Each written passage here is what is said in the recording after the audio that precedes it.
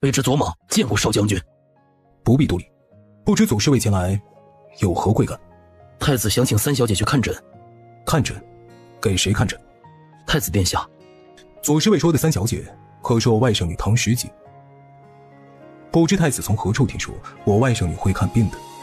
这个卑职不知，卑职只是奉太子殿下之命行事，可否请三小姐出来一见？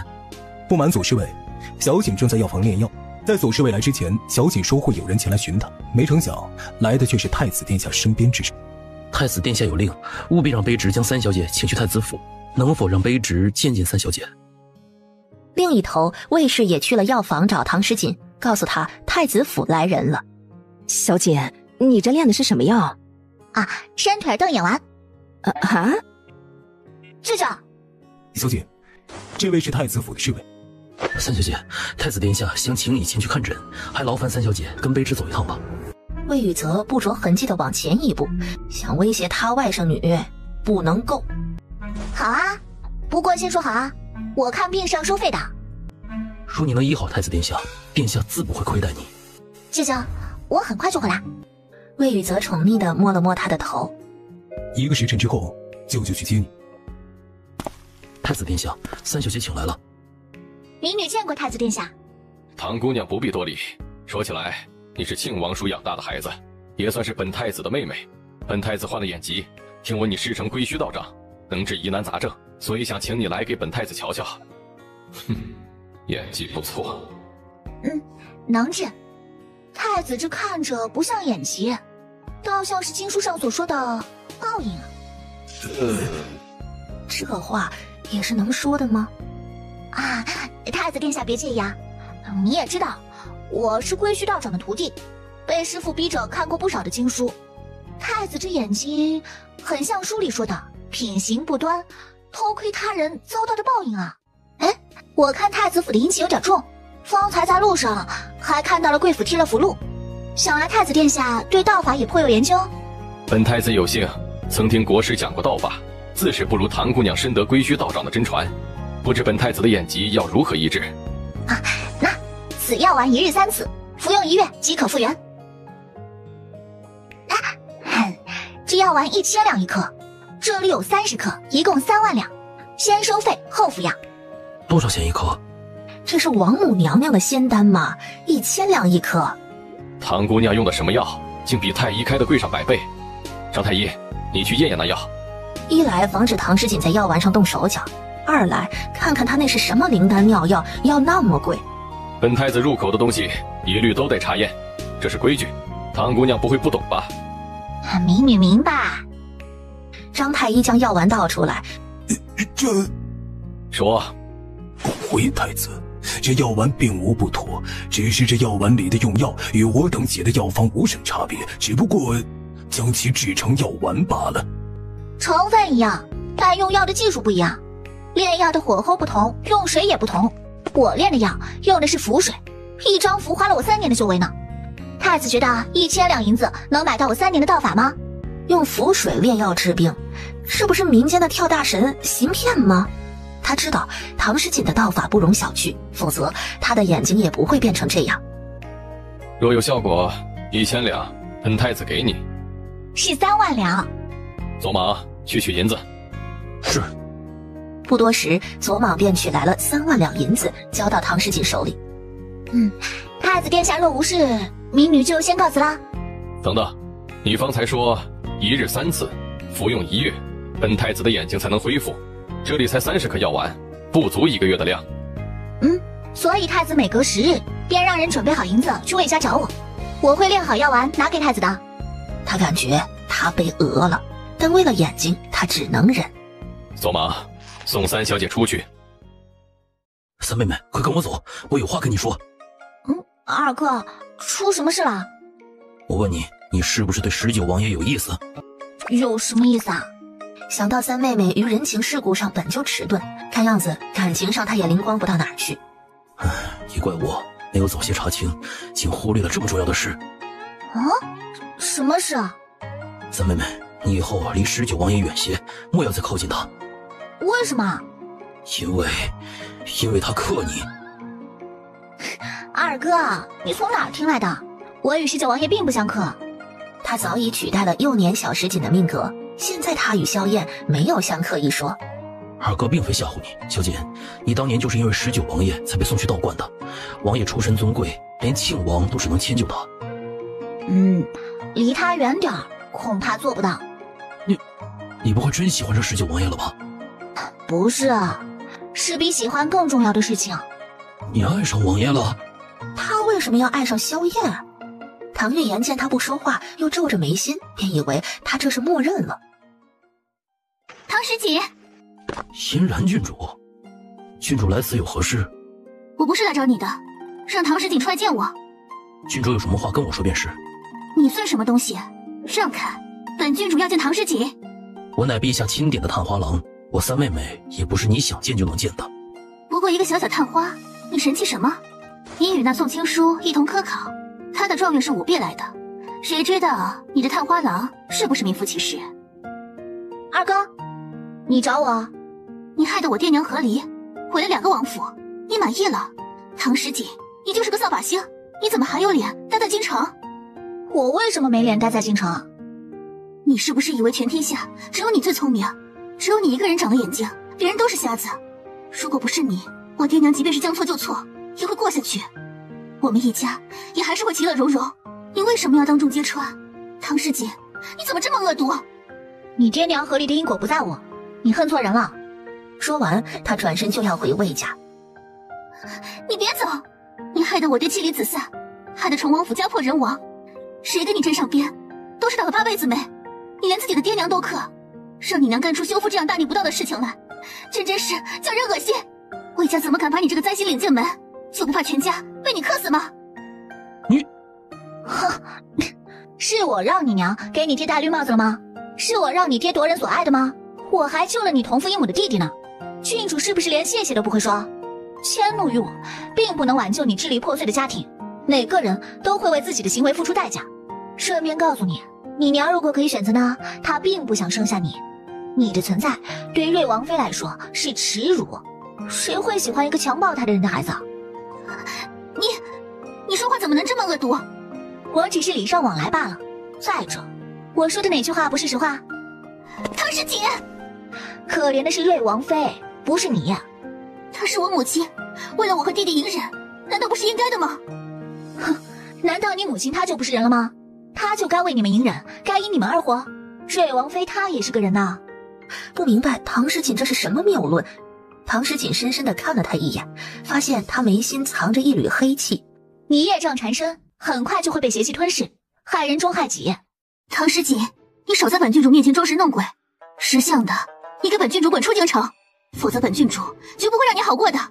啊，我好不好过不知道，但你很快就会不好过了。你住手！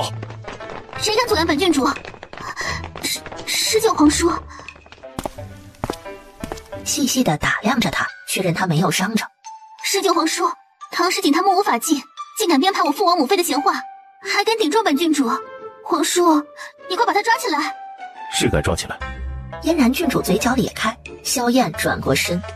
仗势欺人，目无法纪。既然瑞王兄不会教导你，那本王便替他教你。高峰，将郡主押去金鸡营，好好反省。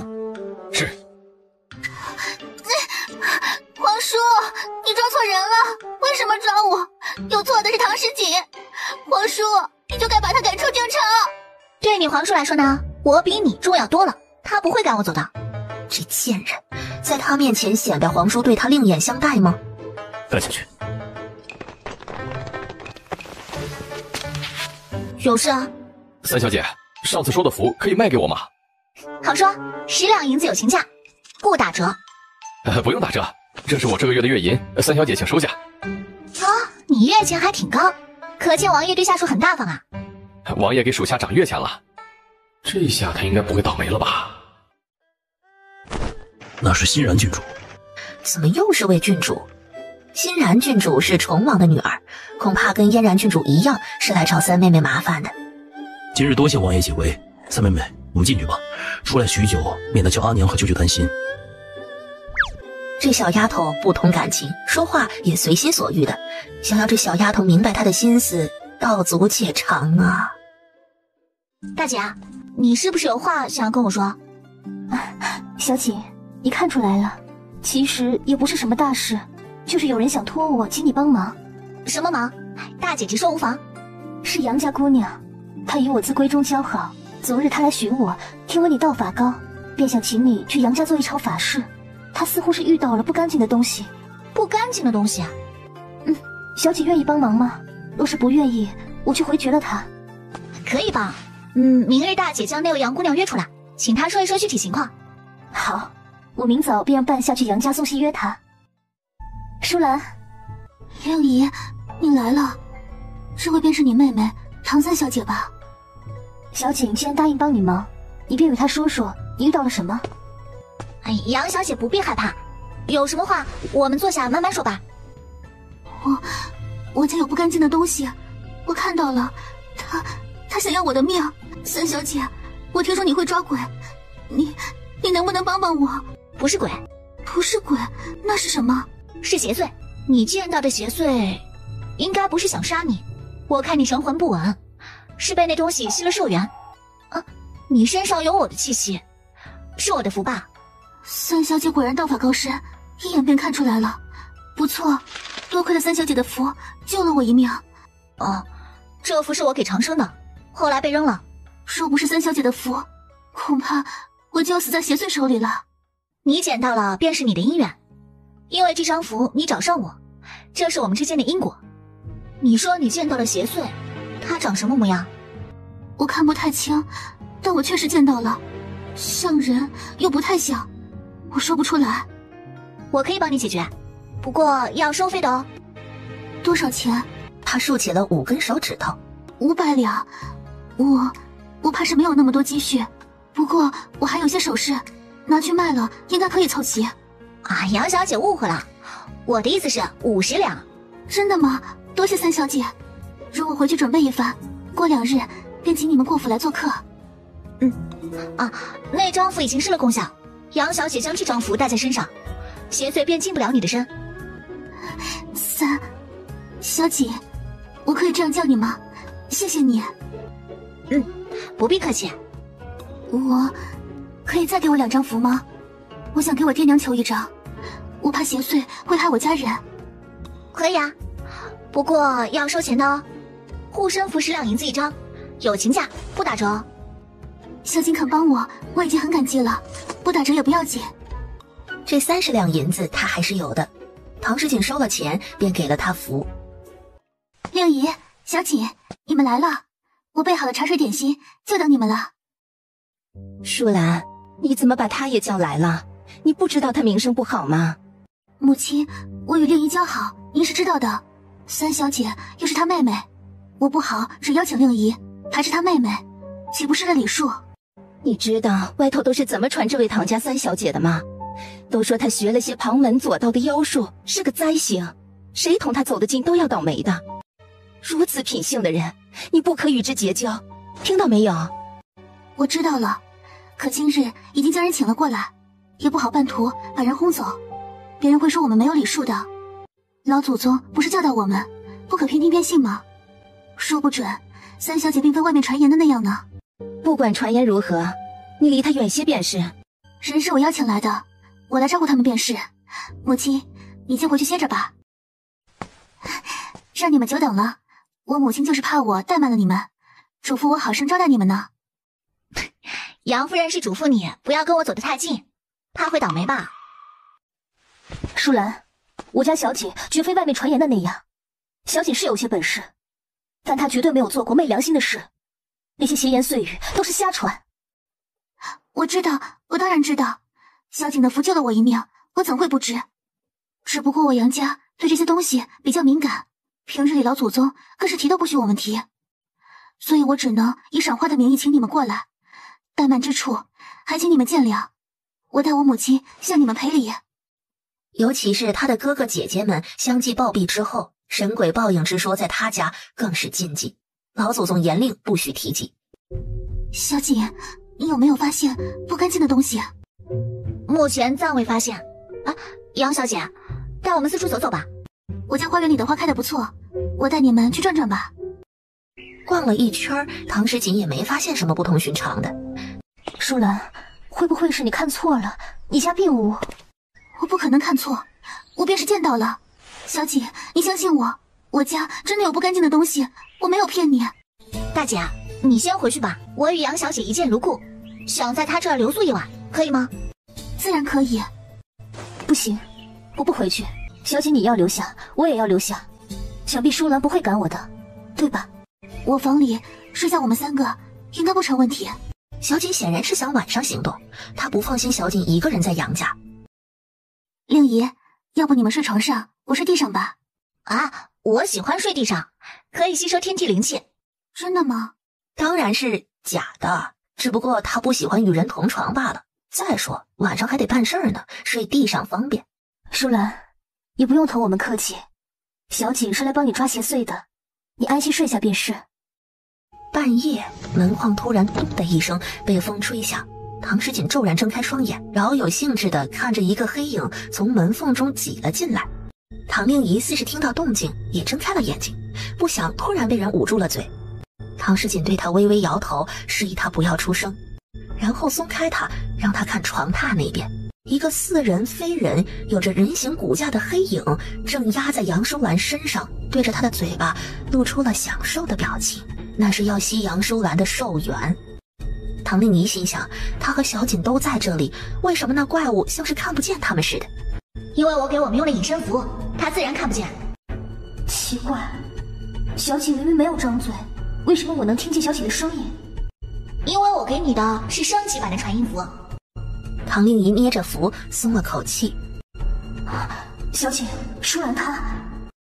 不等他说完，唐诗锦已经一张明火符朝那怪物打了过去。怪物猝不及防，被符火灼到，回头冲他们发出一声吼叫，然后像是意识到有危险，怪物破窗逃走。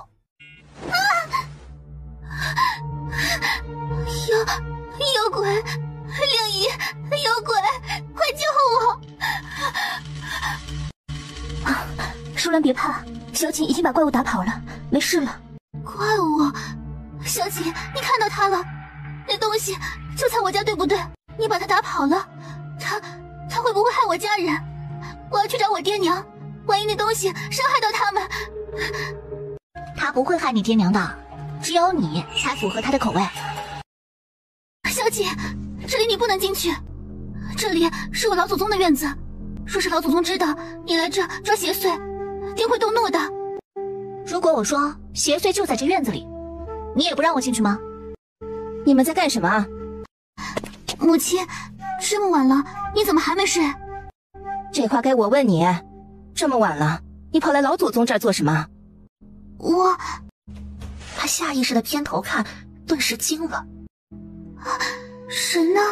唐诗锦刚刚还在这里的，是父亲的声音。唐姑娘，你怎么在这儿？哦，来抓邪祟。荒唐，我杨家哪来的邪祟？父亲，你怎么了？女儿刚听到您的喊声，您是不是也看到什么不干净的东西了？什么不干净的东西？为父是来给老祖宗送药的。这位想必就是留宿在府中的唐姑娘吧？你这般闯入我家老祖宗的房中，是何规矩？唐姑娘虽是山野道观里长大的，但也该知道来别人家做客当守别人家规矩的道理。你扰了我家老祖宗的清静，明日一早你便离开吧。你家老祖宗还是老祖宗吗？你这是什么话？唐姑娘若不想留在我杨家做客，即刻便可离去。你家老祖宗早就不是人了。放肆！你还有没有点礼数？他豢养邪祟，与邪物做交易，你们杨家的子孙皆是死于他手。你说老祖宗他是……荒唐！我好心留你过夜，你竟在我家散播闲话。唐姑娘，请你马上离开我家。唐诗锦啧的一声，紧接着他就消失在原地。杨夫人还没反应过来，眨眼间唐诗锦又出现了，手里提了个东西扔了出来。这到底怎么回事？你又是谁？那到底是什么东西？杨家主，这一遭要加钱哦。加钱？什么加钱？老祖宗为什么会变成这样？难道老祖宗真成了邪祟？那杨夫人，你看清楚了，这就是你口中的老祖宗，他吸了杨家子孙的寿元，你们还把他当老祖宗供着，傻不傻？你说这东西吸了我家孩子的寿元，是什么意思啊？这东西冒充了老祖宗，那我家老祖宗呢？哦，他就是你家老祖宗啊，只不过变成了邪物罢了。到底是怎么回事？人生有8苦，生老病死都在其中，而他的寿元早就尽了，可他不想死，不想受老来病逝之苦，于是呢就起了邪念。你家老祖宗豢养邪物，用自己子孙后代的命来供养他和那邪物。简单来说，用嫡亲的寿元来延长自己的寿命效果最好，而被吸食了寿元的人呢，就会逐渐体弱，最后病重而亡，连大夫都瞧不出端倪。还想逃？其实吧，死并没有那么可怕，变成这副不人不鬼的模样，难道不比死更可怕吗？不消片刻，老祖宗彻底咽了气，随后化成了一滩血水。怎么会这样？我的儿竟是被自家人所害呢！啊，先别哭丧啊，500两，杨家嘱咐了钱，我好收工。什么500两？父亲，3小姐替我们除邪罪的报酬是500两。什么？要500两这么多？唐姑娘，你这是抢钱啊你！人是你找来的，这个钱你自己付，我哪来的500两银子给外人？你这孩子，你做事没个轻重，竟然被人讹了这么多银子！父亲，这个钱我来出。小锦，今日谢谢你了，一会儿我让人拿钱给你。我家出了这样的事，不好再留你和令姨了，我请父亲派2个护卫送你们回去。稍后会有人来接我的。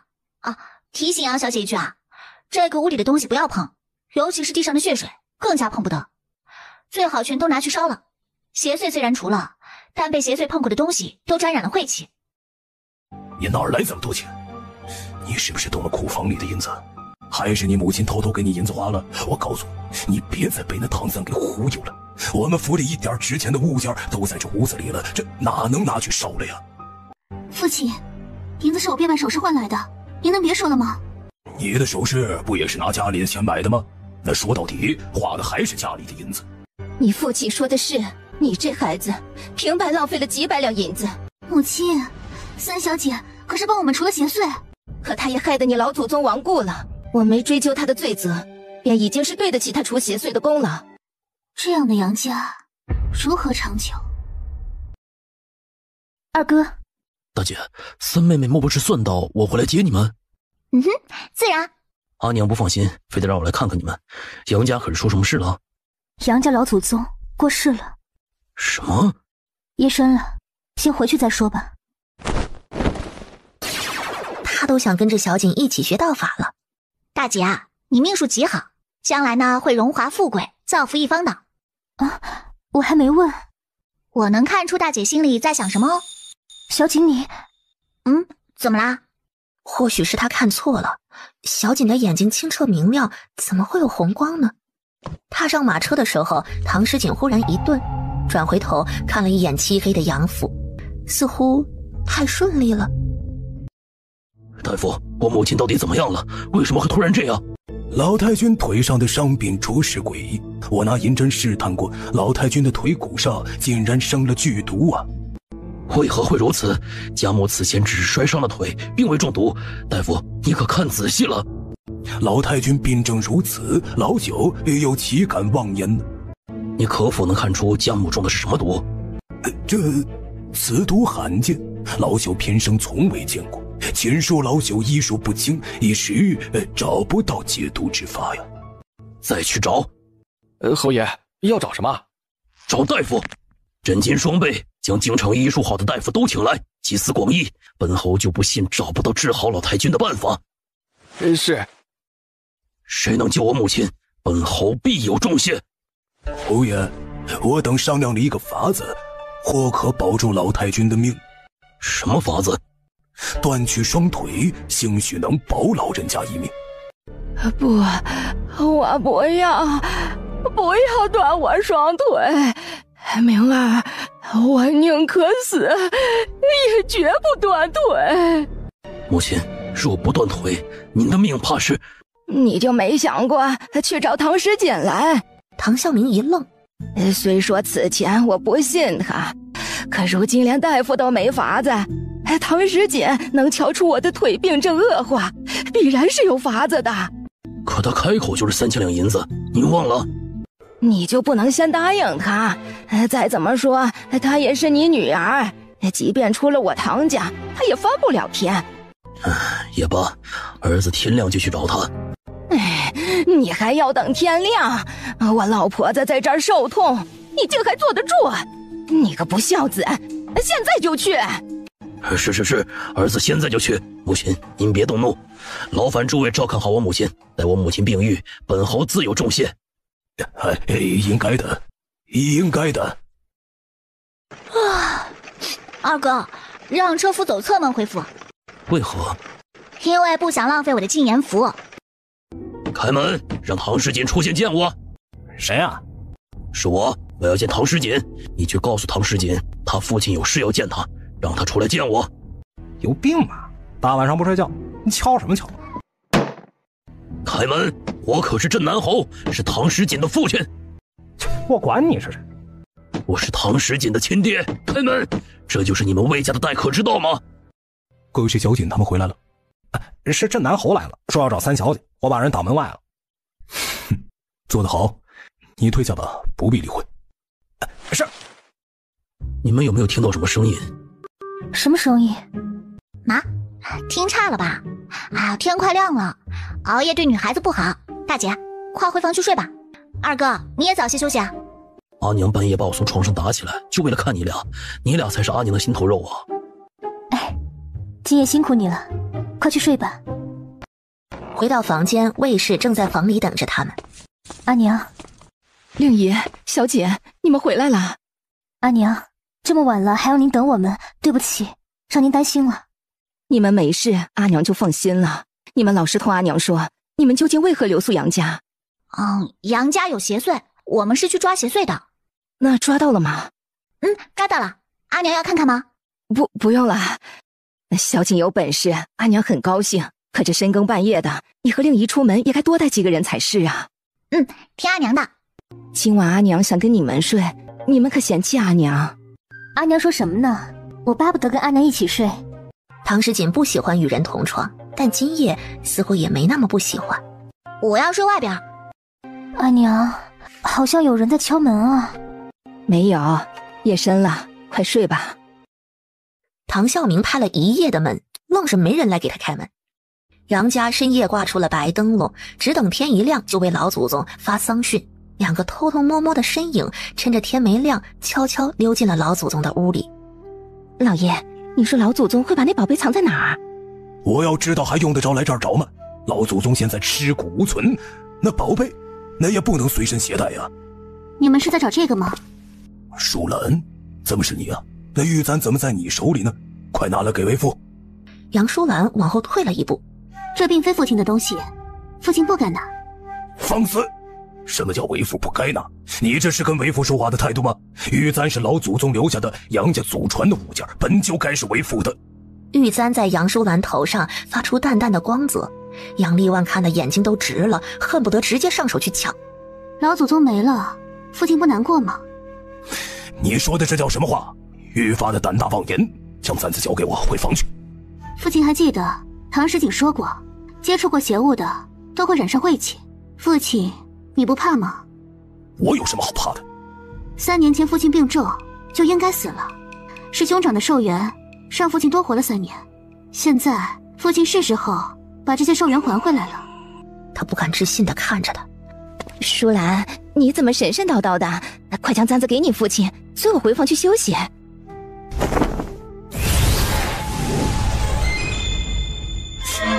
你，杨舒兰直接将他为数不多的寿元吸了出来。杨舒兰一松手，他就像一滩烂泥一样摔在地上，尸体以肉眼可见的迅速老化下去。别杀我！我求你别杀我！这些年我对你还是不错的吧？你还敢说你对我不错？杨夫人的寿元很快就被吸干净，却在最后关头，杨舒兰松了手。精彩，真精彩！为什么不杀了他？让他疯疯癫癫的活在对我的恐惧之中，不是彼此更痛苦吗？而且杨家夫妇一夜之间双双暴毙，岂非惹人怀疑？可惜你的任务失败了，不仅没除掉唐诗锦，还让他抓走了我们的宠物。你想让我除掉唐诗锦，可我与他素不相识，如何接近他？倒是他大姐姐与我互称姐妹，我只好以请她们姐妹除邪祟为由，邀她们过府，如此才有机会下手啊。哼，可你让唐诗锦安然无恙地离开了杨家。是我们都太低估了唐诗锦，没想到他道法那么厉害，你的宠物根本就伤不了他，反而被他抓了，老祖宗也被他识破，幸好他没有怀疑我，否则我恐怕也逃不过。是这样吗？是。宋家毁于他手，你们杨家也败下阵来，这宠物你还能养吗？为何不能？老祖宗没了，我再找个祭品便是了。好，我再信你一次，杀了唐诗锦，别再让殿下失望。杨淑兰皱眉，她与他一样，不过都是棋子罢了。阿锦最近在做什么？三小姐近日去了趟太子府，还去了趟杨家，赚了不少银子。太子府，杨家水深，也不知道阿锦能不能看透。主子，还有一事，杨家老祖过世了。莫非与阿锦有关？本王有些事情要与阿锦商议。主子大可直说，想三小姐了呗。唐大姑娘，求你去看看我家小姐吧，我家小姐不好了。怎么会？杨家的邪祟不是除了吗？邪祟是除了，可我家老爷突然也病逝了，夫人受不住打击也病倒了，可怜我家小姐孤苦无依，被人欺凌，外头那些人都欺负到我家小姐头上来了，奴婢怕小姐想不开会做傻事。你别着急，我随你去看看。多谢大姑娘。小姐，杨淑兰真的会害我吗？大姐，安心待在家里吧，剩下的事情有我呢，不必多想，做人嘛，问心无愧就行。纸人唐令仪前脚刚走，后脚就有个小乞丐给唐诗锦送信来了。信上说，想要唐令仪活命，就让唐诗锦一个人来杨家。小锦真厉害，什么都猜对了。大姐知道你道法很深，可你一个人去，千万要当心啊。我有分寸，大姐放心。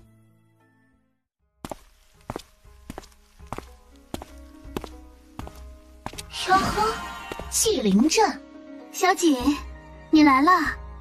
你藏得挺深的，可你不够厉害。若你能一举歼灭杨家，我也不必想法子第二次请你来。你想杨家覆灭？如今是要你与杨家一同去死。想法不错，就看你有没有那个能力啦。我自知是没有那个能力的，毕竟养了那么久的邪祟都不是你的对手，所以只好请你大姐姐帮忙了。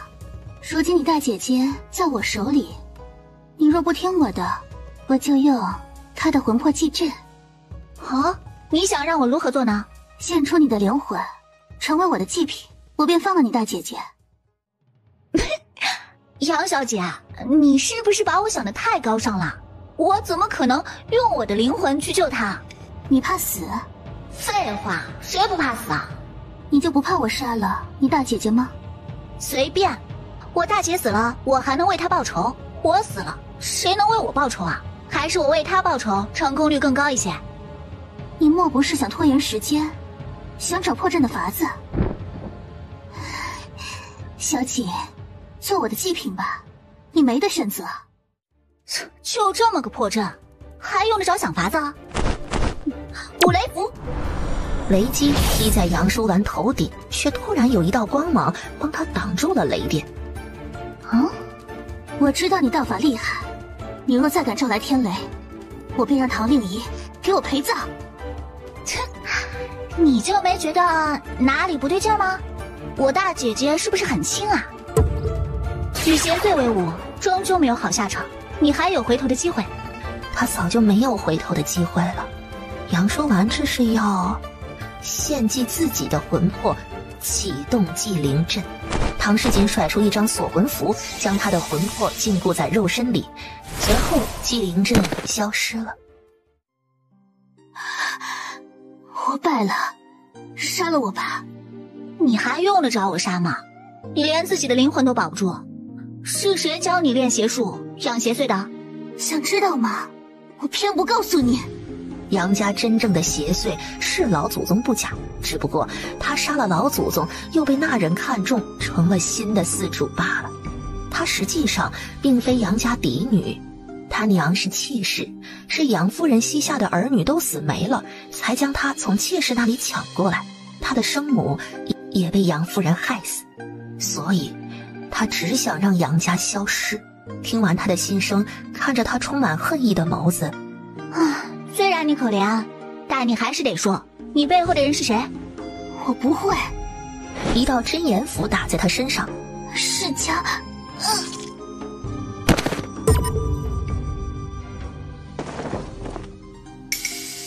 方才那人似乎是想夺着玉簪，抓到你了。归虚道长的弟子果然有点能耐。过奖。哎，阁下认识宋之礼吗？他跟你一样，都这么见不得人。你俩呢，都属于阴沟里的老鼠。殿下有令，必须得拿回玉药。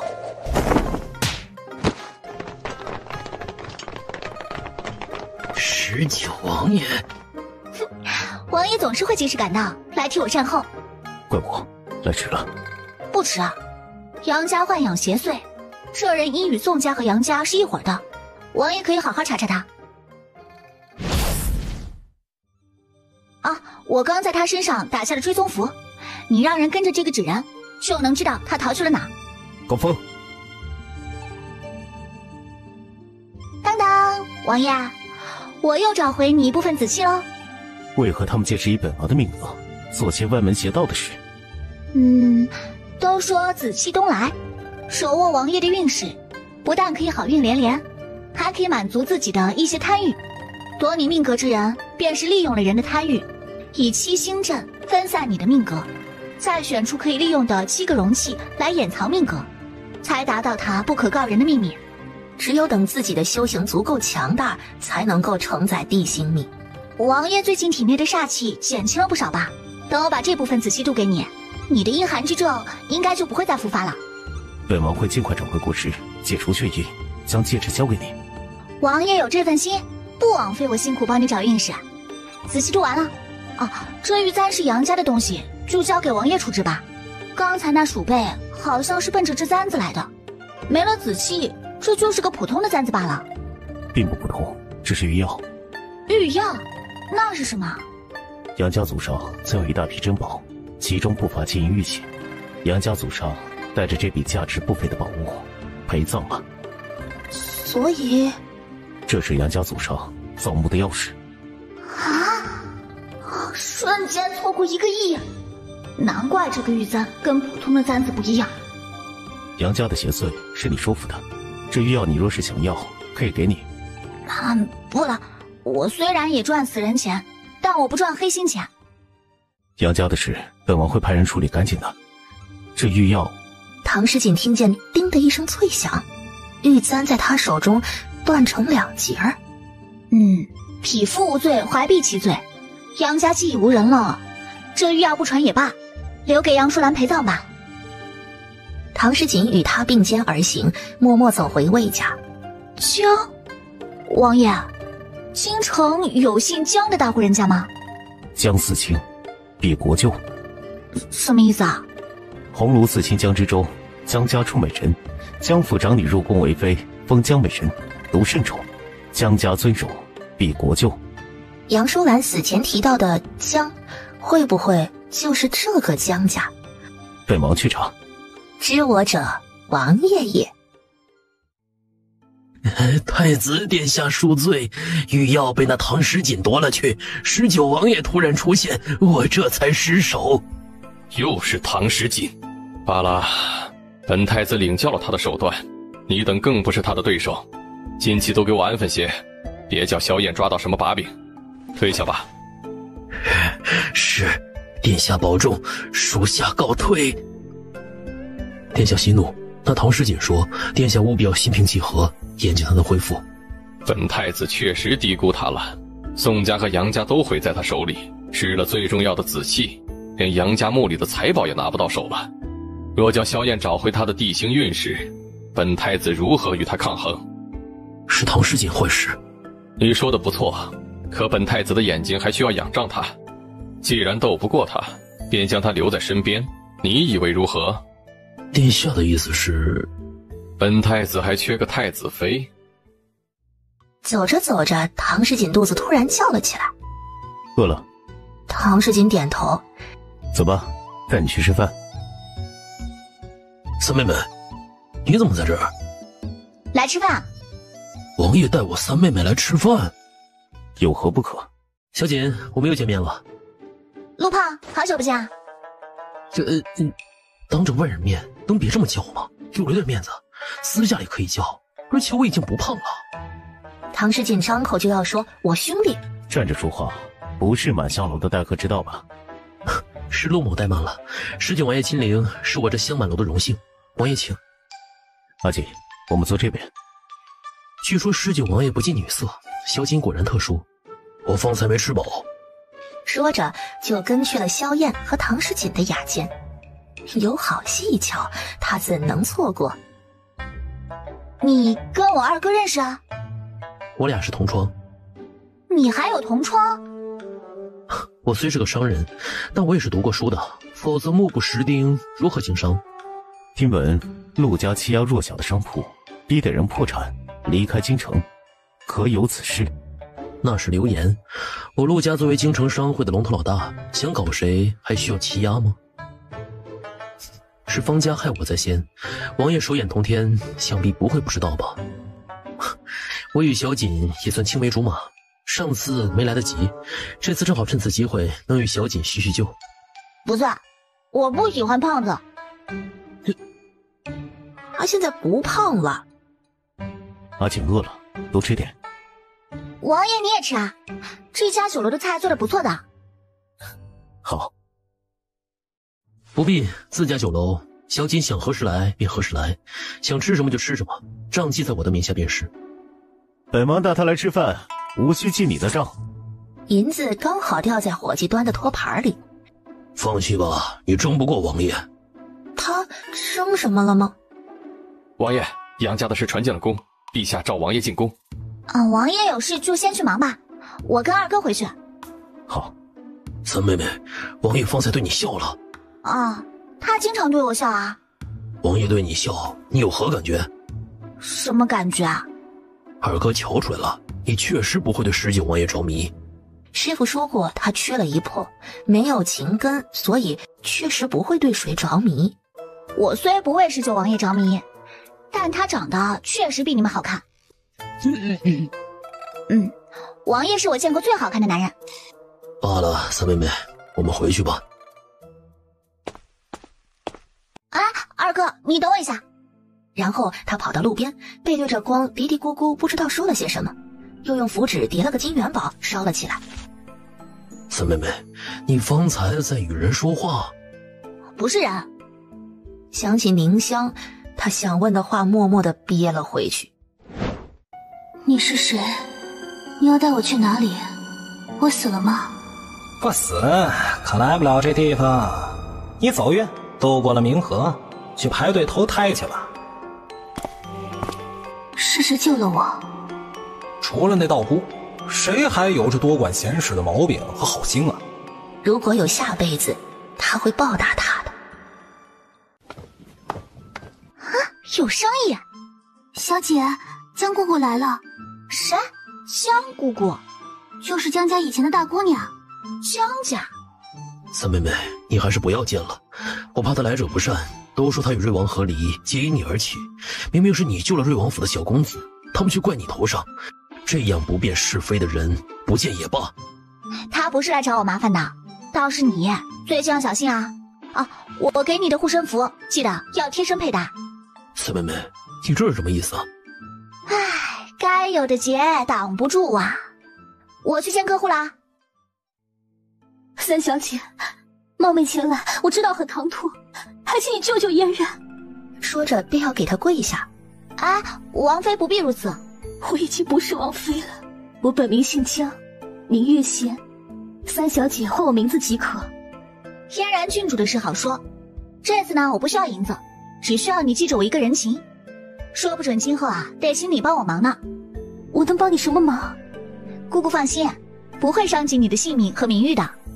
三小姐言重了，我答应三小姐便是。我随姑姑走一趟吧。啊，你和长生如今住在哪里啊？住在积云巷。哦，去积云巷。三小姐，嫣然在王府，不在积云巷，我们直接去王府不行吗？是吗？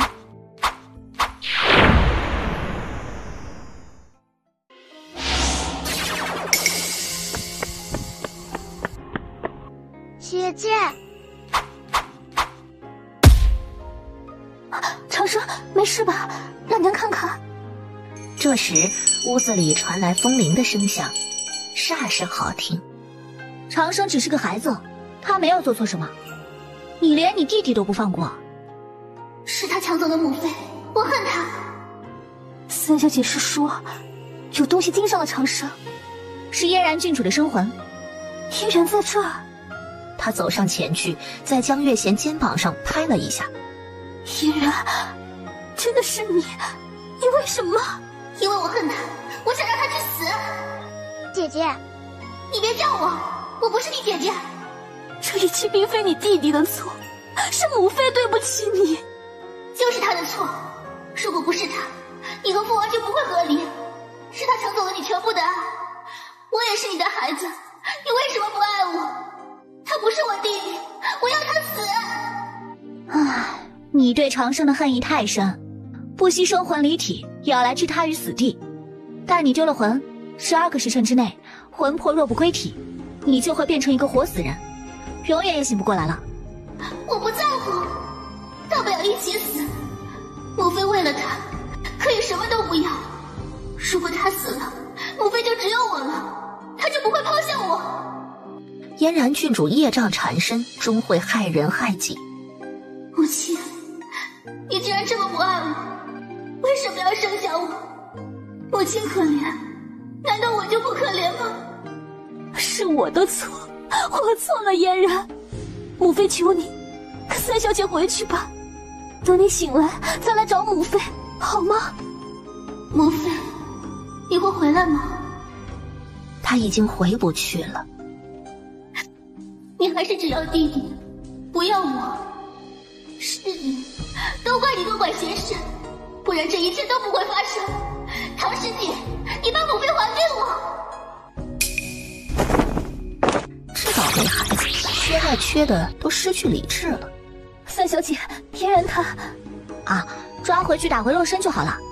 你这个女儿啊，就是欠打。多谢三小姐，我随你一起去王府，我要亲眼看着嫣然醒来才能够放心。娘亲，我也想去看姐姐。要去就去呗，反正不碍他什么事儿。王爷，王妃回来了。哪儿还有什么王妃？她还回来干什么？让她滚！唐时锦，又是你！你当我瑞王府是什么地方？由得你想来就来？是我请三小姐来的，她是来救嫣然的。你还有脸提嫣然？带着你的孽种滚出王府，否则休怪本王让你们母子有来无回。嫣然郡主只是被吓掉了魂，用不着这么大费周章的招魂。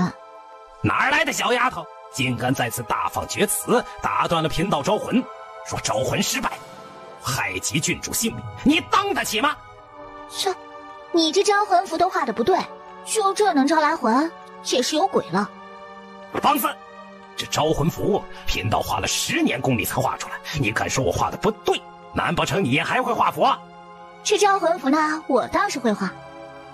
小丫头，你说你会画符，你师承何人啊你？啊，师承金皇冠。那不过是庆王修来养活你的地方，你也好意思拿出来说？天一道人可是国师弟子，你怎配与他相提并论？国师的弟子好像也不怎么样嘛。道长不必理会他，若救回郡主，本王必有重谢。瑞王发话，天一道人又举起桃木剑跳了起来。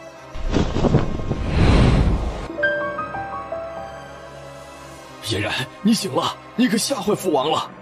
啊，他不是嫣然郡主。哼，谁说我不是嫣然？父王，我就是你的嫣然郡主啊！你不是我的女儿，你是谁？为什么要霸占我女儿的身体？哼，谁是你的女儿？我可是王府的郡主，你是哪来的下人妈子，敢乱攀关系？父王，你快处罚他！道长，这是怎么回事？王爷莫要听信小人胡说，一个小丫头片子哪懂什么道法？嫣然郡主既已醒来，那便说明招魂成功啦。他直接祭出一张符箓，轰隆一声，滚滚天雷如蛟龙一般盘旋在嫣然郡主头顶。天雷，是你自己从这具肉身里滚出来，还是我把你劈出来？我不出来，是你们把我招来的，这具身体就是我的。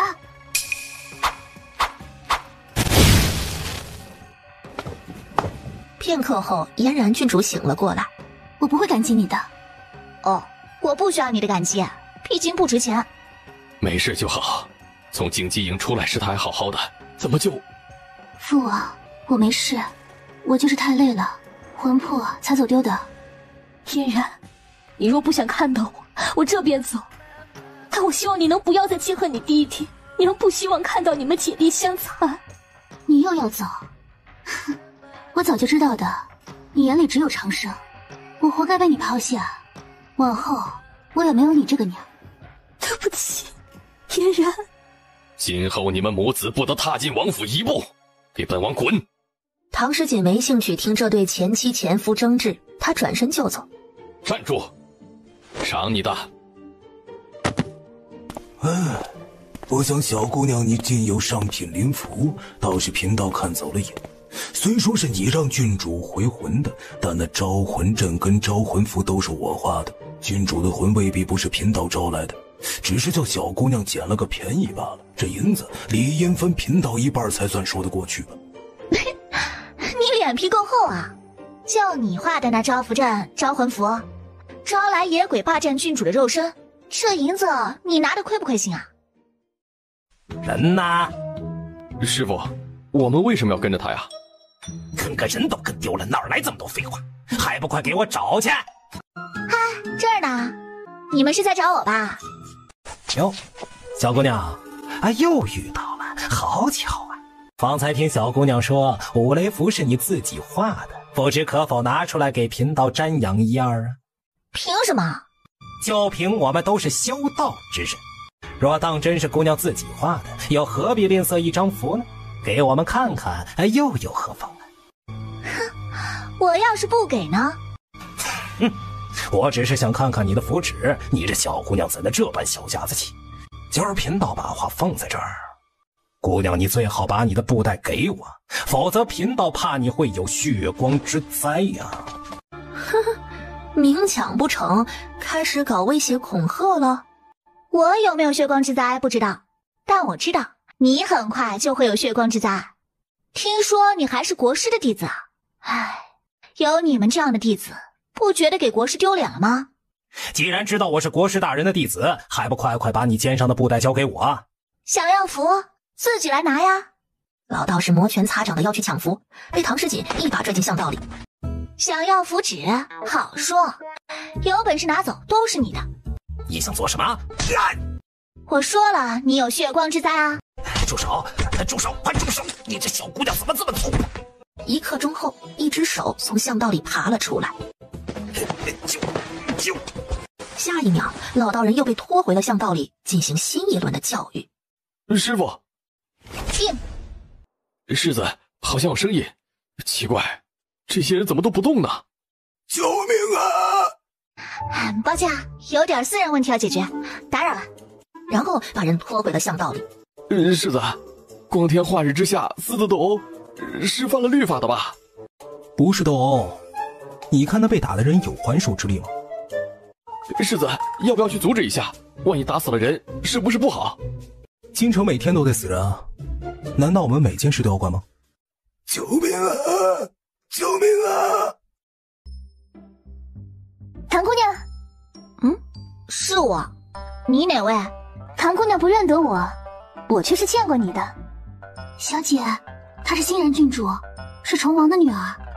哦，嫣然郡主找我麻烦的时候，你不是也在吗？看来我命里跟郡主犯冲啊！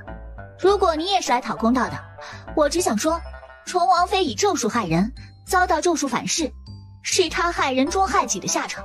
你这人怎么说话的？王妃过世多日，你竟敢编排她，你好大的胆子！绿萝，不得无礼。世子，小姐，是崇王府世子。是你呀？你就是唐家三小姐啊！把家字去掉，我跟我阿娘。别废话了，你们一起上吧。做什么？打架呀！你们来找我不就是想打架吗？我奉陪。不，我是来见你的。谢我？我父母早已貌合神离，母妃以咒术欲祸害他人，终究是怨不得旁人。与其在怨恨扭曲之中过一辈子，现如今的结局对于他来说，未尝不是一种解脱。你目光清正，天庭饱满，看似纨绔放荡，实则是个重情义的。心境清明，方可一生顺遂。三小姐是在为我算命吗？很少有人不在意外界的声音和看法，你很通透，像出淤泥而不染的莲花。不过你桃花黯然，子女宫微薄，倒适合修道，与我道家有缘。我若出家，桃红柳绿他们是会伤心的。谁？花楼里的姑娘们。既然三小姐这么看得起我，我也不方便说。崇王妃并不是我们的生母，我们也没有非常深厚的感情。再说了，这瑞王府不也成了别人的小饼吗？咱们也不怕没伴儿啊。没什么事，我就先走啦。且慢，我跟你一起去啊。本世子特地前来拜访魏将军呢。哦，那请吧。我哥看上你了。没人这么清新脱俗的夸过他，你是第一个。我和他没缘分，不过你哥最近恐怕会有灾祸，让他少走夜路。我舅舅在前院，我们不同路。这对兄妹俩最近都有横祸呀，看来他的钱袋子又要鼓起来了。夫人，小姐，奴婢刚从前院路过，听见将军发了好大的脾气呢。兄长为何发脾气？奴婢不知道。今日家中有什么客人吗？有啊，欣然郡主和世子来做客了。崇王府的郡主和世子，他们来做什么啊？恐怕有好事哦。小姐，你是不是知道什么？天机不可泄露。二哥呢？他还窝在房里赶工呢，也不知道礼部最近为何会这般忙碌。你二哥忙得连门都不出了。唐诗锦掐指一算，面色有些凝重，径直转身出门往唐玉妍房间去。母亲，三妹妹，你们来的正好，我有事要跟你们说。二郎，你这是？母亲，我想娶淑仪，还请母亲去帮我提亲。小姐，你快看看他身边有没有什么脏东西。二哥，你画的这是谁啊？是淑仪啊。呀，我想起来了，二郎画的是江家小姐江淑仪。那江家小姐还活着吗？母亲，你说什么呢？淑仪自然是活得好好的，还请母亲去江家为我提亲。淑仪她在等着我呢。不成，之前是你说对江家女无意，怎么现在又要娶她了？做人岂能出尔反尔，没点信用？母亲，此亲是儿子年少无知，不识自己心意。我与淑仪乃两情相悦，我唐玉妍此生非她不娶。母亲若不允，儿子便终生不娶亲。你，二哥，你为何突然说要娶江家小姐啊？你见过她吗？见过的。什么时候见过？我……唐诗锦打了个响指，唐玉妍就昏了过去。小姐，她这是着什么魔了？二哥应该是中了迷魂术。阿娘、大姐，你们对江家熟悉吗？小门小户出了个美人，飞上枝头罢了。江家是鸿胪四卿，官职虽不高，可尊荣却很高。二郎一直在家里，怎么会中迷魂术呢？兴许是闭门不出之前就中了。要不我们把二哥挪回床上去啊？就让他这么躺着。小姐，这迷魂术能解吗？能，不过这迷魂术的根源在对方身上，得从施术之人下手。阿娘，你和大姐照顾好二哥，我出去一趟，想办法去见见那位江小姐。三小姐，你来寻我是有什么事让我做吗？我确实有事想请你帮忙。三小姐，请说。我想请你回趟江家，我要见一个人。谁？江疏仪。疏仪？三小姐见她做什么？有事，江姑姑可否帮忙？你救过长生的命，这点小忙哪里算得上什么？我这便回去一趟。三小姐，很抱歉，我没能见到疏仪。看来只能我自己去一趟了。你去了也见不到的，疏仪不在府中。哦，她在哪儿？在宫里。江美人念家，便召疏仪进宫去陪她。三小姐，我如今的身份，进宫时怕是无能为力，对不起，没能帮上你。你没推辞，便是偿还的人情。长生还在家等你呢，你回去吧。普通人要进宫，得有个领路的才行。他顿时想到了19皇叔，却不想到了王府，又被告知王爷去了京畿大营教场练兵，得傍晚才回来。啊，他是谁啊？那是王爷的好友和军师吴相公子。奇怪，他竟算不出这人的来历与命理。唐诗锦回到魏家，正想去问问外祖父和舅舅有没有空陪他进趟宫。三小姐，我们又见面了。你不是被我舅舅赶出去了吗？怎么又来了？我这次不是来找你舅舅的，我是来找你的。找我做什么？我是来帮你的。唐诗锦眨眨眼，你不是想念江疏仪吗？我把她打晕了，带出宫来见你。乖乖，大意呀！我是郡主，想进宫随时可以，想见江疏仪也不难，打晕她也很容易，就是偷偷带出宫费了些事儿。说吧，你想从我这儿得到什么？这里不是说话的地方，我们换个地方说。好说。郡主请。碧螺春，喜欢吗？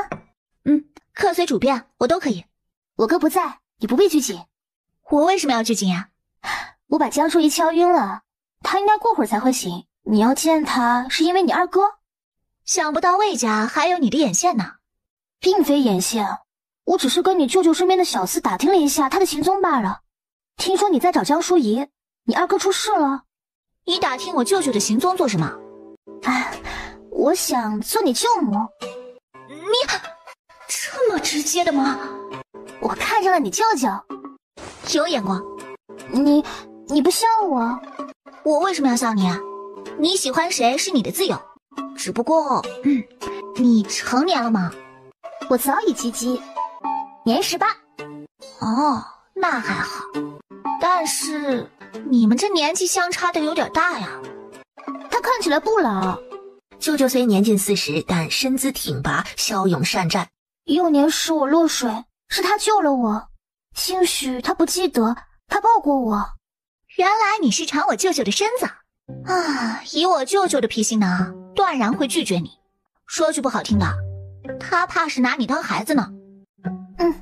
正是如此，所以我才来找你。我也不能左右我舅舅的决定啊。你俩年纪摆在这儿，我舅舅要真娶了你，不得被人唾沫星子给淹死啊！再说，崇王能同意吗？我父亲不管我，但你舅舅不同意。你想让我去劝我舅舅？欣然郡主点头。看在你帮我敲晕江疏仪的份上，我呢送你一张姻缘符。我只能帮你到这儿了。多谢。还有啊，记得帮我劝劝你舅舅，他若选我，本郡主不会让他后悔的。这是什么地方？欣然，你好大胆子，你敢在宫里行凶，我定要告诉我大姐姐。他醒了。这是什么地方？你们把我绑来是想干什么？江姑娘别激动，本郡主只是请你来王府做客，要喝杯茶吗？喝茶就不必了，我大姐姐见不到我会着急的，郡主也不想给王府惹事吧。我要回宫去找我大姐姐去了。你喜欢我二哥？你对我做了什么？定身符。想问你几个问题啊。我二哥身上的迷魂术是你下的？我听不懂你在说什么。你对我使了什么妖术？快放开我！我大姐姐可是正得圣宠的江美人，你得罪我，对你没好处。正得圣宠不代表以后也得宠哦，你不承认也没关系，我能自己查探。指尖定在他额头上，对他进行了搜魂术。大姐姐，这个法子真的管用吗？唐家真的会来提亲吗？怎么，你还信不过大姐姐？我只是担心，毕竟唐二郎说过对我无意。男人的心最是善变，你只管等着唐二郎来求你便是。不是你啊！你对我做了什么？哦，原来是你大姐姐。我说了，我不懂你在说什么，放开我！王爷救我！唐氏锦在王府使妖术，还请王爷严惩。父王，你们这是在聚会？不是，女儿请江小姐和唐小姐来喝茶的。唐姑娘人不错，值得结交，好好照顾你的朋友。是。虫王说完，就这么不痛不痒的走了。你们简直欺人太甚！郡主就不怕得罪我大姐姐吗？送她回去吧。不问了。我已经知道是谁对我二哥下手了。他想做我二嫂，我阿娘不同意。这点浅薄的迷魂术就想迷住我二哥，再回去修炼个几年吧。把江小姐安然无恙的送回宫。她这个2个时辰后自动解开。那就把江小姐抬下去吧。他一定要告诉大姐姐，让大姐姐替他出气。你不怕啊？本郡主有什么好怕的？论出身，她们江家姐妹可比本郡主差远了。郡主真性情也。既如此，我也就先回去啦。等等，我们如今算是朋友了吧？算。是朋友，别忘了帮我说服你舅舅，让我做你舅母。能不能心想事成，就要看你的造化了。与此同时，京郊练武场，世子萧雪第28次被迎面袭来的长枪震飞。不打了，小皇叔，你放过我吧！侄儿愚昧，不知何处得罪了皇叔，还请皇叔明示。你不要再折磨我了。听说你去了魏家？是。去做什么？喂，这是我的私事，没必要跟皇叔禀报吧？你想跟本王抢人？皇叔这话何意啊？难道魏家有皇叔的人？唐直锦啊！靠，真直接。皇叔的意思是想让三小姐做我的皇婶儿？不是，皇叔啊，你哪差了个辈分呢？不合适吧？再来！不差，是我说差了。皇叔跟三小姐那是天造地设的一对，侄儿不敢妄想。侄儿说，皇叔您饶了侄儿吧。滚吧！我说皇叔啊，你这个注定孤独一生的人，怕是不知道这世间有很多抛不开的感情吧？唐诗锦回到魏家，就碰到了魏雨泽。舅舅，小姐，郡主来找你了。欣然郡主方才在门口，请我去喝了杯茶。他找你做什么？也没做什么，就是替我将江疏仪打晕了，带来见我。我好问问是不是他给二哥下迷魂术。胡闹！江美人正得宠，你们开嘴搭，保不准他不会记恨你们。你们若想见江家小姐，我带你去江家就是。江疏仪躲到了宫里，本来是想请舅舅帮忙带我进宫的，郡主抢先一步把他打晕带出来了。舅舅是在担心我们吗？自然。是担心我呢，还是担心郡主啊？你二哥的迷魂术，当真是江家姑娘所为吗？是啊，但不是江疏仪，是她姐姐。预言的安危不容有失，舅舅这便带你进宫。不着急，现在着急的该是江家姐妹。而且舅舅虽然能进宫，却入不了后宫。二哥有我守着，不会有事。我猜过2天，萧美人就会找我们。毕竟是她妹妹想嫁给二哥。有需要舅舅帮忙的，尽管开口。欣然郡主让他劝舅舅，让他做他舅母。怎么，有事要与舅舅说吗？没事，我去看看二哥。大姐姐，唐诗锦说唐二郎并没有中术，他娘也不同意他娶我，唐玉言便委屈我们家提亲，这可怎么办呢？你见过唐诗锦了？他好像很厉害。有多厉害？不过我倒是听说，这位唐小姐是从道观里出来的。既然她说唐二郎没有中术，那我们便亲眼看看不就成了？恰好御花园的花儿都开了，我便摆个花宴，请他们进宫来。你既喜欢唐二郎，姐姐我明日亲自给你指婚。多谢大姐姐。你呀，也不知道你瞧上那唐二郎什么？他如今连侯府都不回了，就赖在魏家。你若嫁过去，是嫁进魏家还是嫁进唐家啊？唐二郎温文尔雅，又是探花郎，并且他跟外头那些见异思迁的男人不一样。男人哪有不见异思迁的，只是没到时候罢了。那阿娘、大姐姐，这是隐身符，若遇到危险可以用。母女俩点点头，小心将符纸收好。二哥，马上就要见到江小姐了，你开心吗？自然开心，今日我便要当众向淑仪求亲。这要不是自己儿子，非得一脚踢开，太丢人了。做什么去？坐下。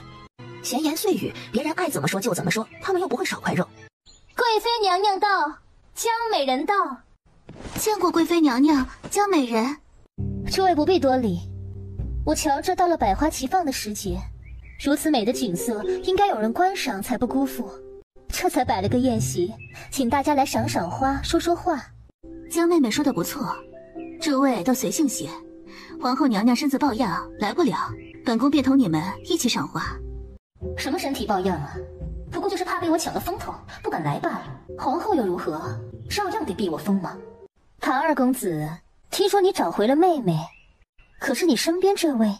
他只觉得脑子里浑浑噩噩的，好像忘记了他要来干什么的。回娘娘，这是我三妹妹。瞧着是个灵巧的，听说你心悦我小妹，画了很多她的画像。一上来就暴露了。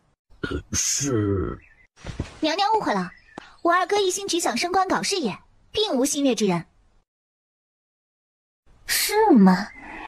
忽然，唐诗锦发现他身上的怨念加重了，那怨念直接影响着唐玉妍的思绪。我想娶。唐诗锦伸手在他后背上拍了一下。二哥，你想说什么？我想说，你说的对，我并无心悦之人，但我什么时候画过江小姐的画像？没画过啊。你胡说，他分明就是画了。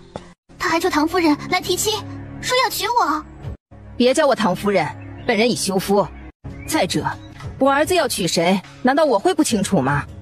大姐姐，帮帮我。唐玉妍面色淡然，丝毫不受迷魂术的影响。难道真是唐诗锦做了什么手脚？魏夫人，我看不如叫你儿子自己亲口说，他到底是不是心悦淑仪。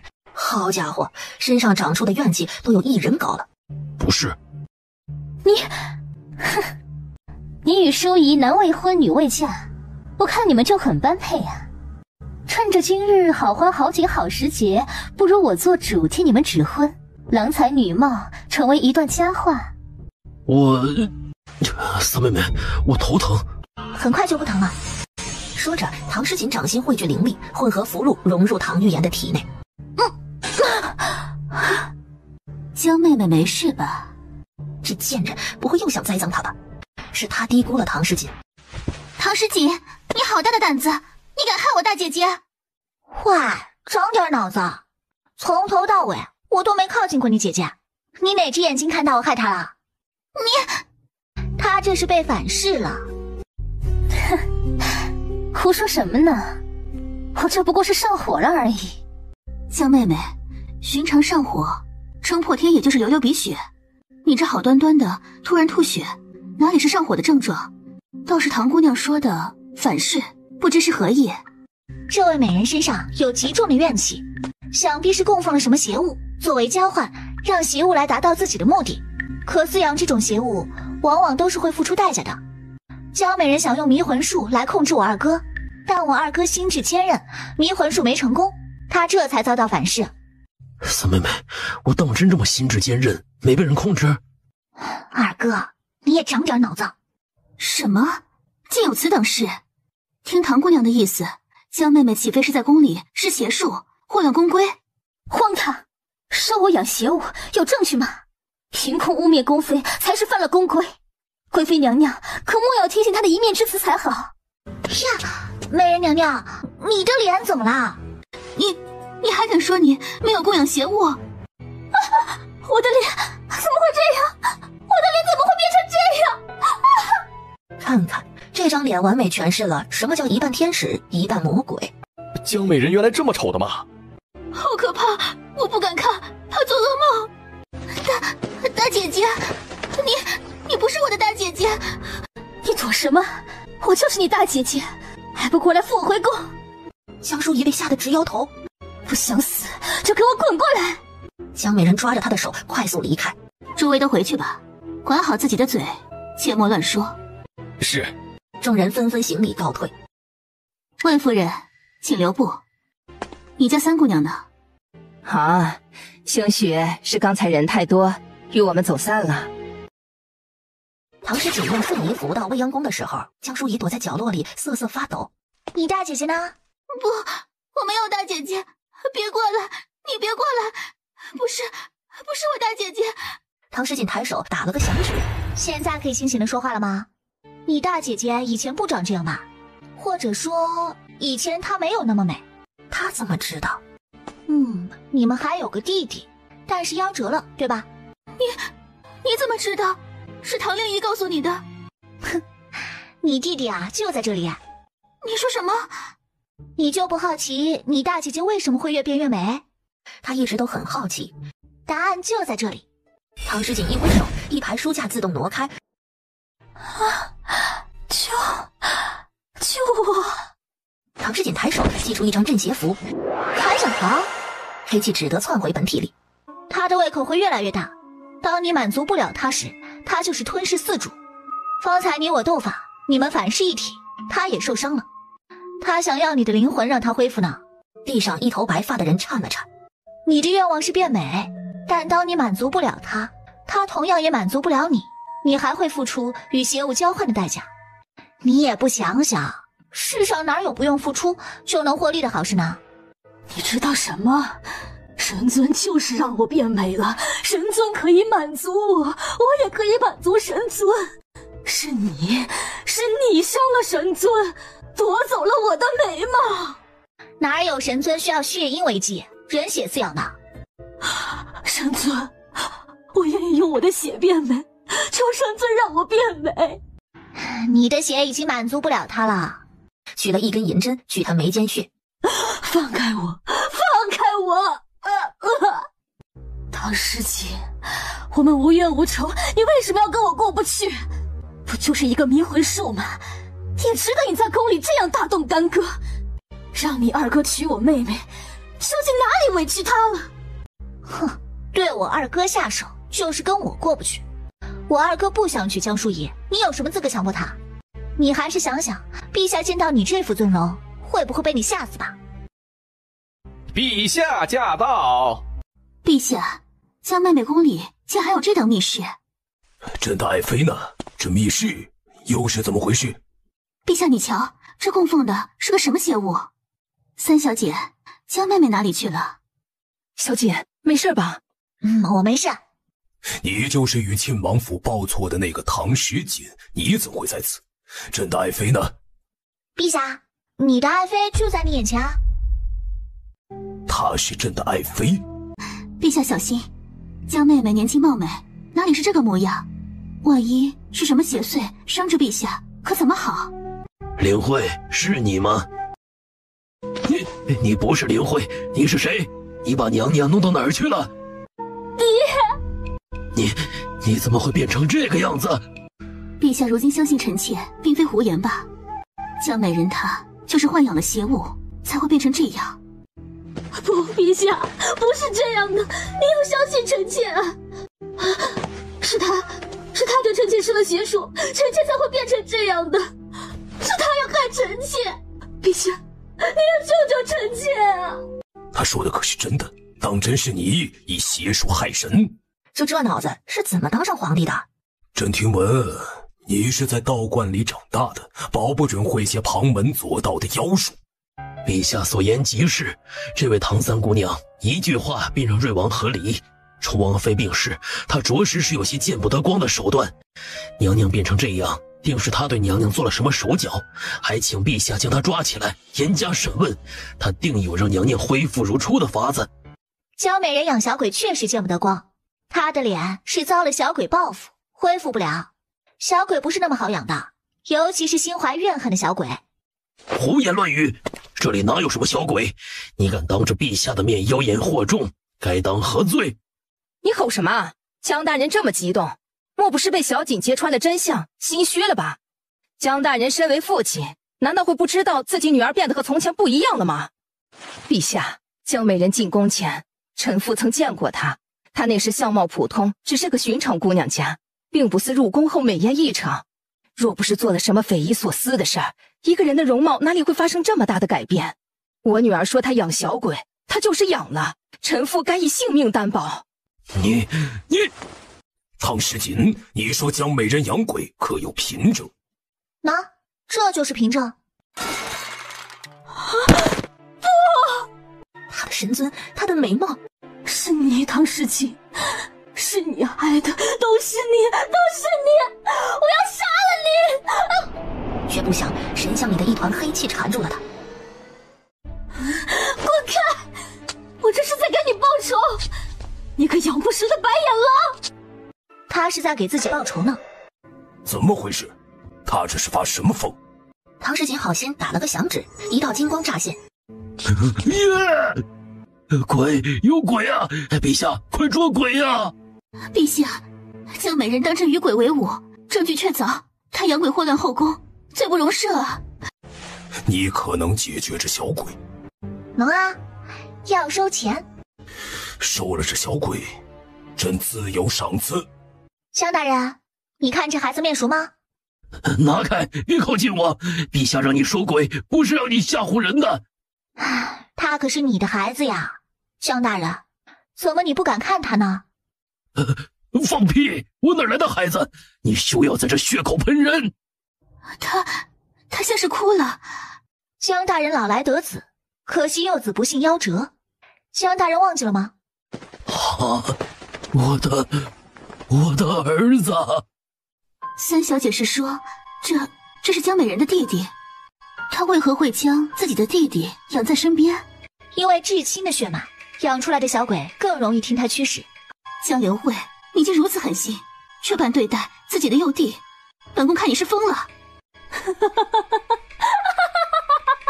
你一个年老色衰的老女人懂什么？贵妃娘娘不过是气斗臣妾得宠罢了。臣妾的幼弟夭折，臣妾给他供奉点香火有何不妥？什么养小鬼，臣妾听不懂他在说什么，他分明是要污蔑臣妾。都到这个地步了，江妹妹还嘴硬呢。若不是养小鬼，你何须将你幼弟藏在神像里？任你如何诡辩，也逃不过祸乱后宫的罪名。未央宫藏着鬼婴，陛下日日留宿，万幸没伤着陛下的龙体，否则未央宫上下万死难以谢罪。有的，我观陛下印堂发黑，阴盛阳衰。陛下近日是否常常感觉到心悸，时不时有胃冷、做梦、夜不能寐等症状？是因为陛下的阳气不足，若长此以往，会影响陛下的寿数。枉朕将你宠成心头宝，你居然要害朕！不，臣妾没有，臣妾爱慕陛下还来不及呢，臣妾怎会害陛下？是他胡言乱语，陛下莫要信他。你为了满足自己的私欲，不惜杀害自己的幼弟，将他禁锢在这里为你所用，所以他才想要你的命。当真是丧尽天良。他说的是真的吗？江灵慧沉默了。你为什么要杀害你的弟弟？为父待你不薄啊，即便你不是最出色的。我不出色，待我不薄。爹，我变成这样都是因为你呀，你满意了吗？你明明我刻苦用功，学的知书达理，琴棋书画样样精通，可在你眼里，我姿色平平，资质平庸，尤其有了小儿子，您对我是更不满意了。不管我情练得多好，都抵不过一个尚在襁褓的孩子一笑，简直可笑。只是因为这个，你便要杀害你弟弟，你还敢说你知书达理？你简直恶毒！分明是你们男人看人只看美色，没人看见我的才情。可这世上哪有天上掉馅饼的好事？即便是有，你也不想想，为何偏偏会落到你头上？若不是你，我便是这个幸运的人。这等好事就是落在了我身上。我好不容易将他养熟，能为我所用，是你毁了我唾手可得的一切。养鬼婴的禁术是谁教你的？神像又是哪来的？够了！江美人是邪术，祸乱后宫。将其变为公人。有居冷宫，今日之事不得外传，违者同罪论处。臣妾遵旨。他摆摆手，立马就有2个宫人将发疯的江灵慧拖了下去。唐诗锦，你斗不过他的，别以为你赢了我，他会为我报仇的。我等着你们跟我一样下地狱。我在冥府有熟人，我下不下地狱不知道，但你一定会下的。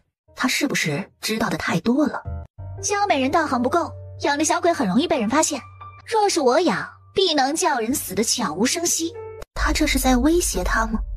哼，当我没瞧见皇帝眼里的杀气吗？听闻太子的眼疾也是你治好的，唐家认回来的女儿，这可是很有能耐啊。多谢陛下夸赞，鬼婴已经收服了，陛下可以付银子了。你要多少银子呢？我治好太子殿下的眼疾，前后太子会付9万两。什么？9万两？你治病就如此贵？贵妃娘娘的意思是，太子殿下的眼睛不值9万两。他是故意针对他，还是他原本说话就这样值？赏你1万两，你们都退下吧。真小气，出手还不如太子大方呢。回头非得将太子叫进宫来好好教训一顿。唐诗锦，你刚才说朕阴盛阳衰，可有化解之法？有啊，我可以给陛下画补充阳气的符箓，500两1张。这女子，她莫不是这辈子没见过钱？那你就便画2张吧。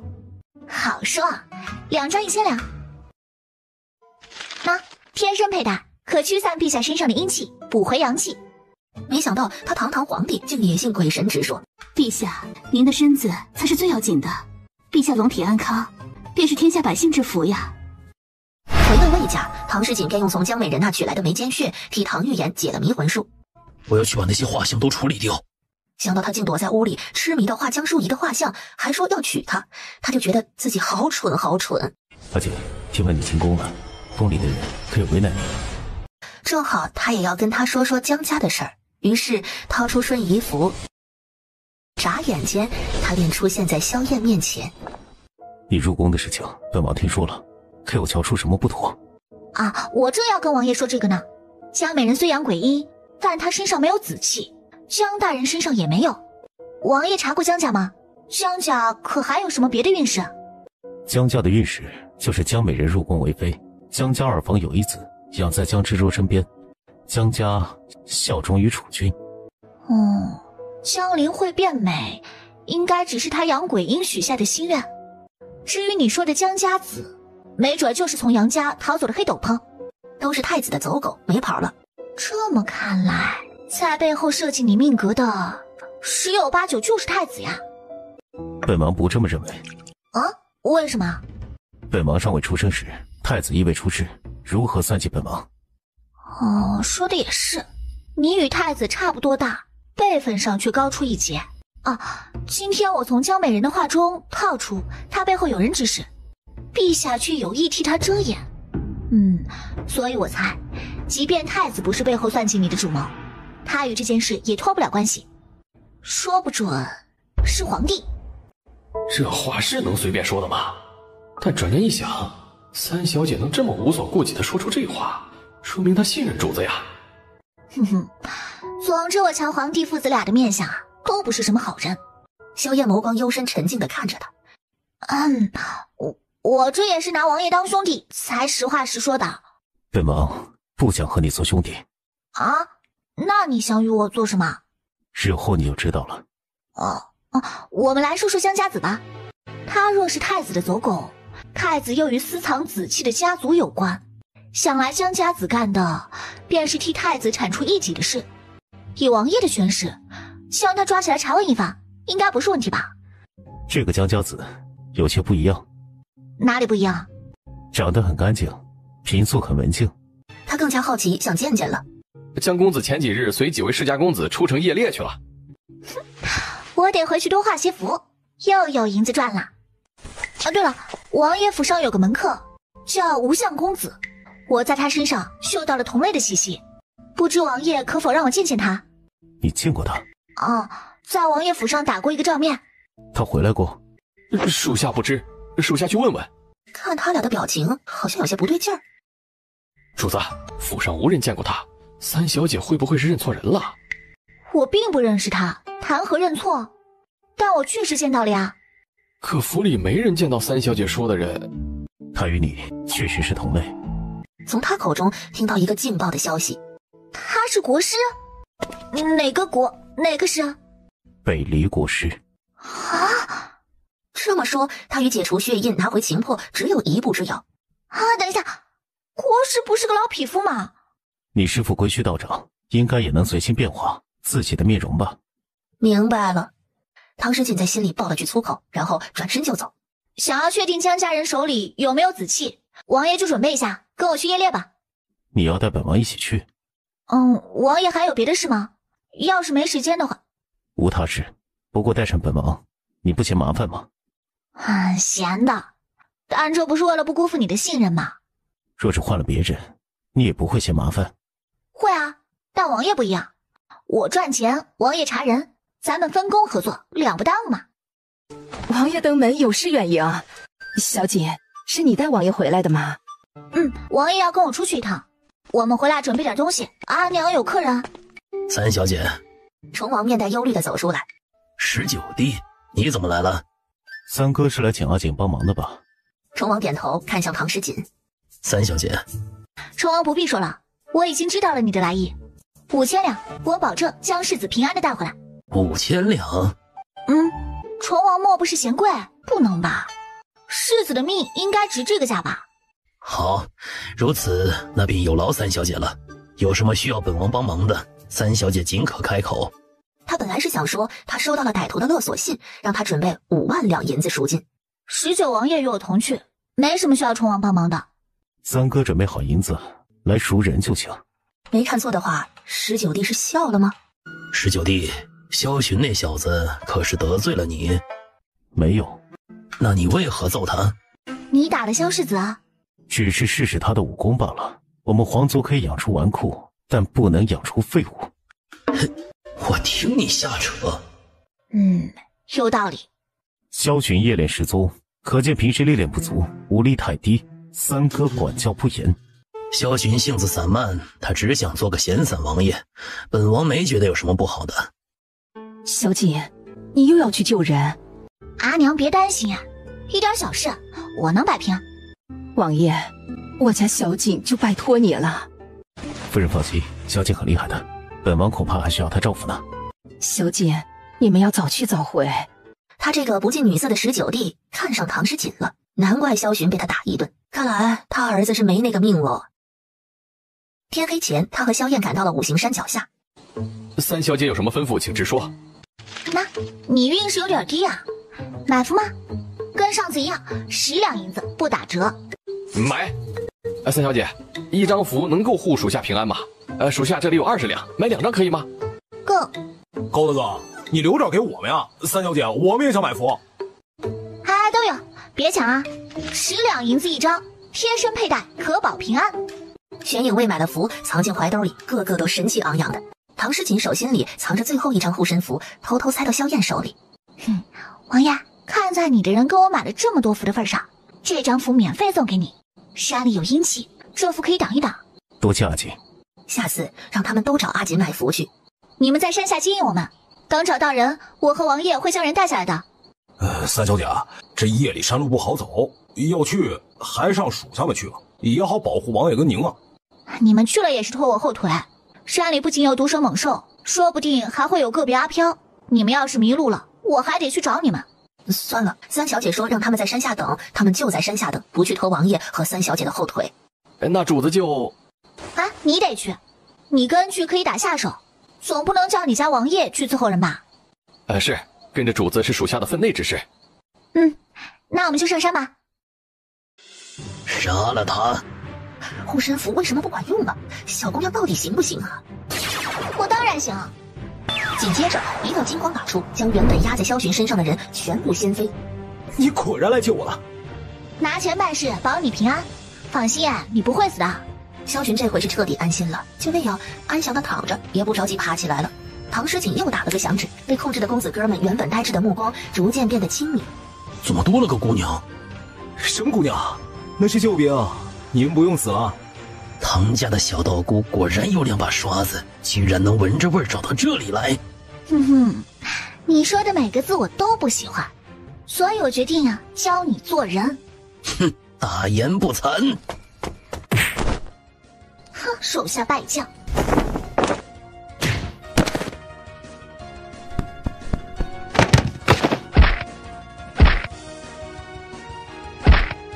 看来这上次打人，居然是还手下留情了呀。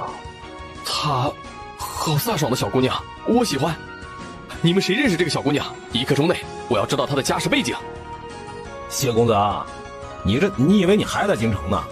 这个你最好是别惦记。为什么？阿锦，你又不等我。这不是察觉到世子有危险吗？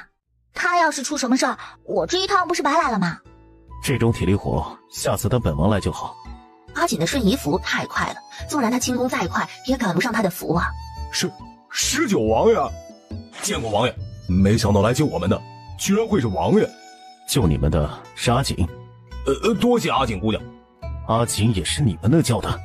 那我们该叫什么呀？不知这位姑娘该怎么称呼？叫大师，脑子呢？皇叔，你们有没有带吃的？我们已经被困在这里整整5日了，肚子已经饿到走不动了。哎呀，皇叔若是再不来的话，我们铁定得饿死在这儿。不吃点东西啊，我们怕是会拖皇叔跟唐姑娘的后腿。你瞧本王像是带了吃食的样子吗？不像。唐世锦伸手往布袋里一掏，有馒头吃吗？他们可都不是啃馒头的人，发霉的贡品都吃了，还嫌弃馒头，脑子有病。要不是看在你是世子的面上，早打你了。于是几个公子哥一人拿了个馒头，默默地啃了起来。咦，这家伙也太不经摔了吧！照你那个摔法，换谁能扛得住啊？小，你有没有觉得我们好像少了一人呢？少了谁？是2个，江彻不见了，还有赵阳，赵阳也不见了。坏了，江彻是我带出来的，他要是出了什么事，我怎么跟江家交代呀？江彻人呢？你们有谁看见他了？世子，你来瞧瞧，这位你们认识吗？是赵阳。要杀他们的居然会是赵阳，你们倒是聪明，知道躲进这5帝庙里。是世子带着我们躲进来的，还得多谢世子，不然我们怕是像个无头苍蝇一样在山里乱窜，没准早就走散了。谢公子不必客气，往后有美人的话，多多孝敬我一些就是。什么美人？世子真会说笑。赵阳，他死了吗？还活着。要带他下山吗？我只负责带世子下山。姑娘，你是不管我们了吗？这山里有鬼打墙，我们走不出去。姑娘丢下我们，我们会死的。我可以带你们下山，但是不白带。然后唐世锦就变戏法似的从随身布袋里掏出纸笔，转头在供桌上刷刷刷写着什么。我保萧世子平安回家，费用是5000两，你们也不例外。如果同意，就在这字据上签字，我带你们下山。5000两而已，我签。其他人见状也纷纷签上了自己的名儿。唐世锦收起字据，又给他们每人1张符，送你们的，保平安。另外，这山里被人设下了迷阵，山中起了迷雾，下山途中如果与我们走散了，遇到了你们口中的鬼打墙，只需1泡童子尿就可破除，所以不必惊慌。公子哥们面面相觑，最后默默地跟紧了唐世锦。你们这是？童子尿？唐姑娘啊，你也太高看他们了吧？他们哪一个还是什么童子啊？世子与我们不过半斤8两，我们不是童子身，难道你还是吗？我是啊。别开玩笑了，萧世子的红颜知己都能排满整条街，他要是童子身，他谢恒能把家里的妾室都遣散了。唐世锦啧了一声，侧目瞧了眼身边风光霁月的男人。我是。知道了，你是童子。那个不管赵阳了。你心善，你去背他下山好了，下山后再让他杀了你。那人顿时不说话了。出了5帝庙，便见先走一步的萧巡蹲在地上。谢公子，江彻是你带出来的，你要对他负责啊。走上去一瞧，江彻正昏在路边的草丛里。难怪萧燕说江家子很干净。唐世锦看他面相缠绕着一丝黑气，便掐了个手势驱散了那丝黑气。世子，你们，我头好疼啊！你还能走吗？我们要下山了。江公子是吧？签个字吧，5000两带您下山。我没钱，我替他出。唐诗锦挑眉默许了。江家子确实很干净。阿锦觉得赵阳只是替罪羊吗？是不是？反正他都离不开这座山了。唐诗锦话音刚落，就感觉攥在手心的一张符箓微微发热。他死了。他留在赵阳身上的追踪符感应不到活人的气息了。山林里起了很大的雾，一路上伴随着乌鸦的鸣叫，根本就分不清方向，也看不清前路。突然，乌鸦想上前攻击，被唐诗锦一挥手拍死。幻术而已呀，没胆子露面的就给我好好缩着，要是不知死活的挡我的路，我就捏死他。1个时辰后，唐诗锦带着他们走出了迷雾。高峰，放本世子下来吧，本世子可以自己走了。难怪三小姐要他跟着，原来是伺候这位世子爷的。爹娘，父亲，母亲。见到自家儿子无恙，老母亲们顿时喜极而泣。见过王爷，就是王爷救了这些孩子们，王爷大恩，微臣等没齿难忘。救人的不是本王，你们该谢的是他。谢就不必了。5000两银子，让令郎平安下山，给钱吧。5000两，不是5万两吗？什么5万两？你们夜猎几日未归，我们都收到了绑匪的勒索信，要求每家准备5万两银子赎人。竟有这事？5万两的赎金缩水成了5000两，亏大发了。白纸黑字写的清楚，你们的儿子回来了，我只收你们5000两，麻烦结一下账，我好回家吃饭。姑娘是救人的，还是绑人的？看不出来吗？绑匪要5万两赎金，元和姑娘只要了5000两。姑娘可知，城防营的人已经将这山包围了。是啊，我们怎么知道是不是姑娘你救的人？毕竟我们谁也没看见呢。保不准5万两银子也是姑娘你要的呢。高峰，把人押回山上。是。王爷，这是为何呀？人是阿锦救下来的，不想出报酬的便出赎金。何须高峰动手那麻烦？我能把人带回来，自然也能送上去。啪嗒，一个公子哥消失了。儿啊，我的儿，你把我儿子弄到哪里去了？既然诸位不肯复仇了，那就自行上山去接儿子吧。唐姑娘，我是信你的。父亲，确实是唐姑娘救了我们，那字据也是我们自愿签的。这山里有迷阵，我们还撞见了幻术变的鬼，要不是唐姑娘，我们可能就回不来了。是啊，娘，多亏了唐姑娘救了我们，要不然你们就见不着儿子了。歹徒让你们拿5万两银子赎人，阿锦帮你们救回儿子，只收5000两。尚书大人得了便宜还卖乖的嘴脸，可不太好看呢。王爷说的是微臣狭隘了。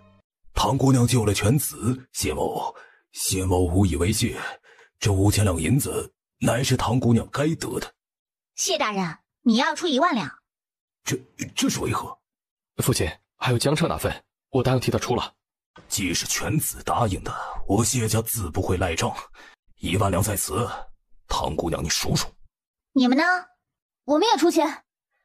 唐姑娘，我错了，我不该怀疑你的。我出1万两，你能不能把我儿子变回来？我求你了。好说，拿人钱财替人消灾，乃我们修道者的本分。娘，儿啊，你吓坏为娘了，多谢唐姑娘。快走快走，回府去好好给少爷驱邪。江贤侄，你随我们一道回去吧。多谢唐姑娘救命之恩。收了钱的不必道谢。唐姑娘，我们还会再见面吗？看相算命、捉鬼驱邪、安家镇宅，有需要随时可以找我。好，我一定找你。没出息的东西，还不快给我滚上去！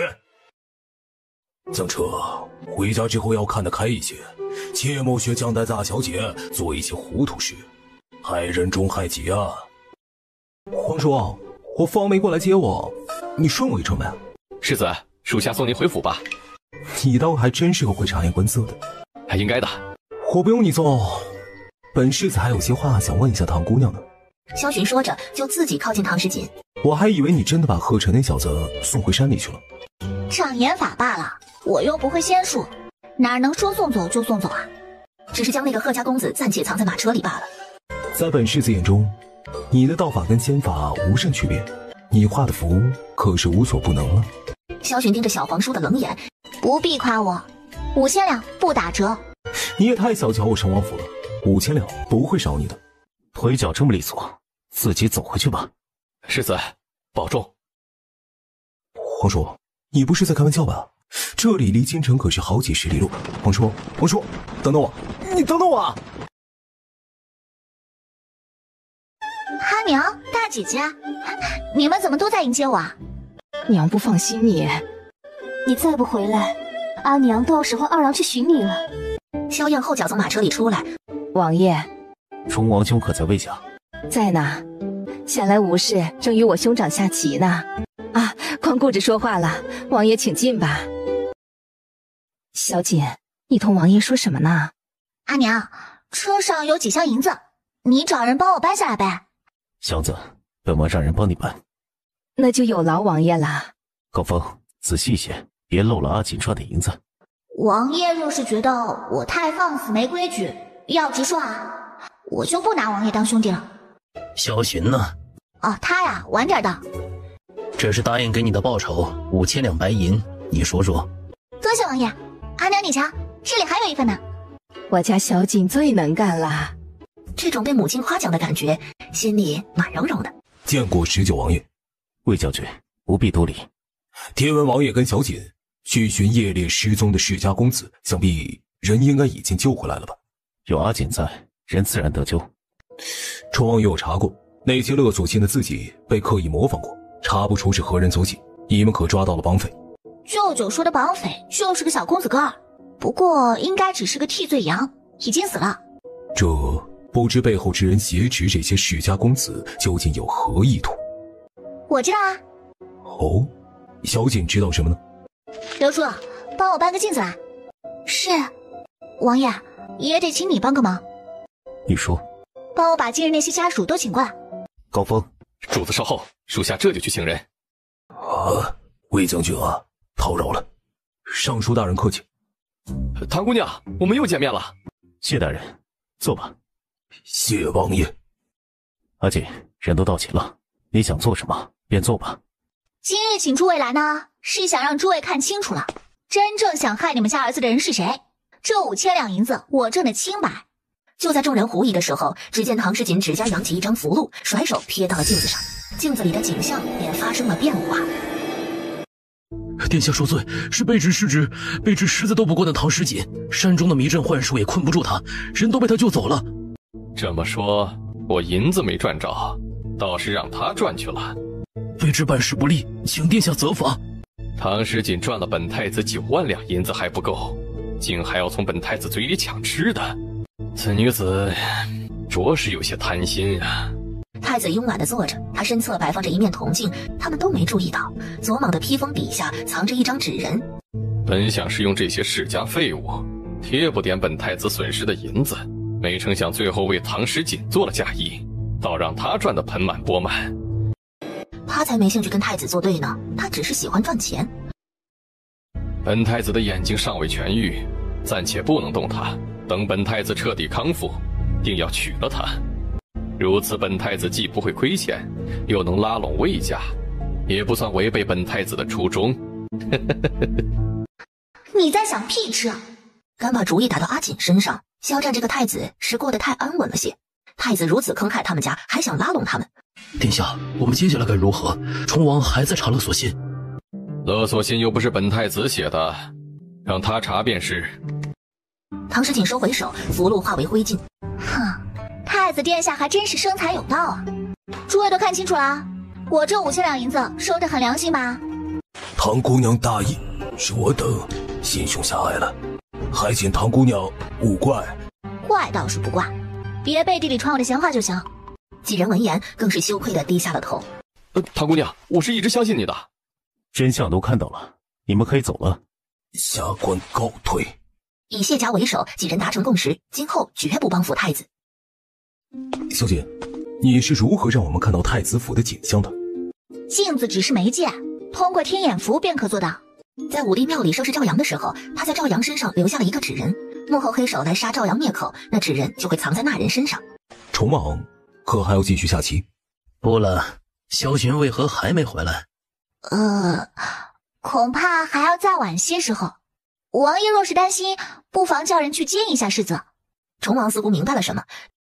19弟不走吗？本王还有事，3哥慢走。说的好像这魏家是你家一样，当真是半点都不见外。哦，19王爷还有事吗？他就随口一说，想多待一会儿。王爷许久不来与老夫商讨兵法战术了，老夫来迟迎候王爷，王爷莫怪呀。老将军，别来无恙。谢王爷记挂，老夫有个好外孙女，捡回了条命，否则以后怕是没机会同王爷探讨战术了。父亲，你随我来，我有话要问你。小锦，你舅舅是个迟钝的，你可不能学他。你要好好招待王爷，如此才不失我们家的礼节，知道吗？外祖父的话我记下了。王爷，老夫还有些事，就让我这外孙女陪王爷说说话吧。无妨，老将军请便。还不跟上？父亲，您要同我说些什么呢？哼，说你是个憨憨，没瞧出自个儿是个多余的吗？当真是一点眼力劲儿都没有。魏玉泽一噎。你说你如此呆板，我还如何指望你娶媳妇儿？难怪你至今孤家寡人一个，府里的事都得靠你妹妹来操持。他不知道哪里得罪了老父亲。王爷既不是奔着魏家来的，也不是奔着你来的，他是奔着小锦来的。你说你杵在那儿凑什么热闹？就你这样呆板的，哪有女子看得上你？父亲，这些话你在我面前说一说也就算了，别去孩子面前说。哼，我看等玉言娶媳妇了，你都未必娶得上。喝外甥的喜酒，我看你好不好意思？你是我爹，我真。王爷是有什么话想跟我说吗？太子方才的话，你不必放在心上。什么话？王爷指的是他说要娶我的话。萧燕默然。我与太子没缘分，我也没有放在心上。商家似乎没有子气，我们还得另外查。你与本王可有缘分？我能算出别人的缘分，却算不出自己的。不是有句话叫医者不能自医吗？大概便是如此。我们修道者也并非事事都能知晓的，否则这世上哪还有天机二字可言？不过王爷的缘分，奇怪，我竟也算不出来。王爷为什么这么问啊？这破戒中封印着你的一魄，便是你感情迟钝的原因，对吗？不错，师父说我缺了情魄，于感情上较为迟钝，但我觉得我挺聪明的啊，因为我一眼就能看穿人心。那你可能看穿本王的心？很奇怪，看不清。本王一定尽早找回过失，替你解除血瘾，归还情魄。王爷一言九鼎，我信得过王爷。皇叔今日怎么有空进宫来了？一个短命鬼也想癞蛤蟆吃天鹅肉。方才他已经向父皇请旨，赐唐诗锦做他的太子妃，父皇已经同意了。太子的眼睛可还看得清路？侄儿的眼睛多亏了锦妹妹医治，已经日渐康复，有劳皇叔关心。你是该好好谢谢阿锦，否则一个瞎子是当不了太子的。皇叔说的是，本太子这不是特意进宫给他求了一个大大的恩赏呢。本王也准备了一些恩赏给太子。说完不等太子反应，就目光冷淡地从他身边掠过。四妹妹，是饭菜不合你胃口吗？舅舅，准备接旨吧。将军，宫里来人了，请将军前去接旨。小姐，你算到宫里会来旨意？这旨意送错地方了。你去吧。小锦，你可算到这圣旨说的是什么？要不我们也去瞧瞧？阿娘想去，我们就去看看吧。父亲，那我们去了。唐令仪和唐玉妍姐弟俩对视一眼，自己家想去便去，走着，你俩也随我一起去瞧瞧。咱们家可好久没有迎接过宫里的旨意了。魏祖父，我服您。魏将军，父皇有旨，将军接旨吧。太子和19王爷一起来，这道旨意恐怕不容马虎。唐家有女，贤淑大方，钟灵毓秀，温良敦厚，品貌出众。与太子乃佳偶天成，今特赐堂女娇娇为太子妃，命礼部择良辰吉日，操太子大婚，钦此。怎么回事？你敢篡改父皇的旨意？奴才不敢，太子明鉴，陛下的旨意就是这么写的呀。竟然真的是赐婚唐娇娇，怎么会这样？皇叔，这圣旨是不是你搞的鬼？太子是在质疑陛下的旨意。虽然他算到贵人会帮他摆脱渣渣的纠缠，但没想到贵人的做法会这么直接。太子殿下，这旨意似乎不该送到我魏家来。太子殿下，莫不是走错了地方？太子大约是想请魏家做个见证，他将娶唐娇娇为太子妃，毕竟未来太子妃是由将军的妹妹养大的，来魏家通禀一声，倒也说得过去。是，王爷说的是，但这旨意着实不该由我魏家来接，还请公公送去唐家才是。我妹妹虽然教养过未来的太子妃，但是终究并不是唐家人，不好越俎代庖。皇叔，算你狠！他要回宫去问问父皇为何会改变主意。太子，皇叔还有何事？不等等你的太子妃吗？唐娇娇，接旨吧。娇娇见过19王爷，见过太子殿下，见过魏将军。谁让你来的？是王爷让娇娇来的，娇娇领旨谢恩。当事人都听旨谢恩了，这下太子想不认似乎都不行了。多谢王爷，助我摆脱恶心男。现在还觉得本王是画大饼吗？不，王爷乃真君子也，说话一言九鼎。大步走出魏家，太子上了马车便扬长而去，根本没去看唐娇娇。唐师姐，做人最好不要太贪心，我若成不了太子妃，也绝不会让你好过。太子这么快就回来了？贵妃娘娘，我还有事要同父皇商讨，先行告退。你速去告诉齐王，让他收拾收拾，随本宫去一趟唐家。是。父皇为何改了旨意内容，让儿臣险些在魏家抬不起头来？问，你还好意思问？你自己做了一些什么，还需要朕来明说吗？朕都替你觉得丢神。莫不是19皇叔在父皇面前说了什么，还请父皇明示？这是老19送来的，你自己看吧。太子费解，捡起来一看，脸色变了又变。现在明白是为什么了吗？你干的好事，就连朕都跟你一起丢神。父皇，这是无稽之谈。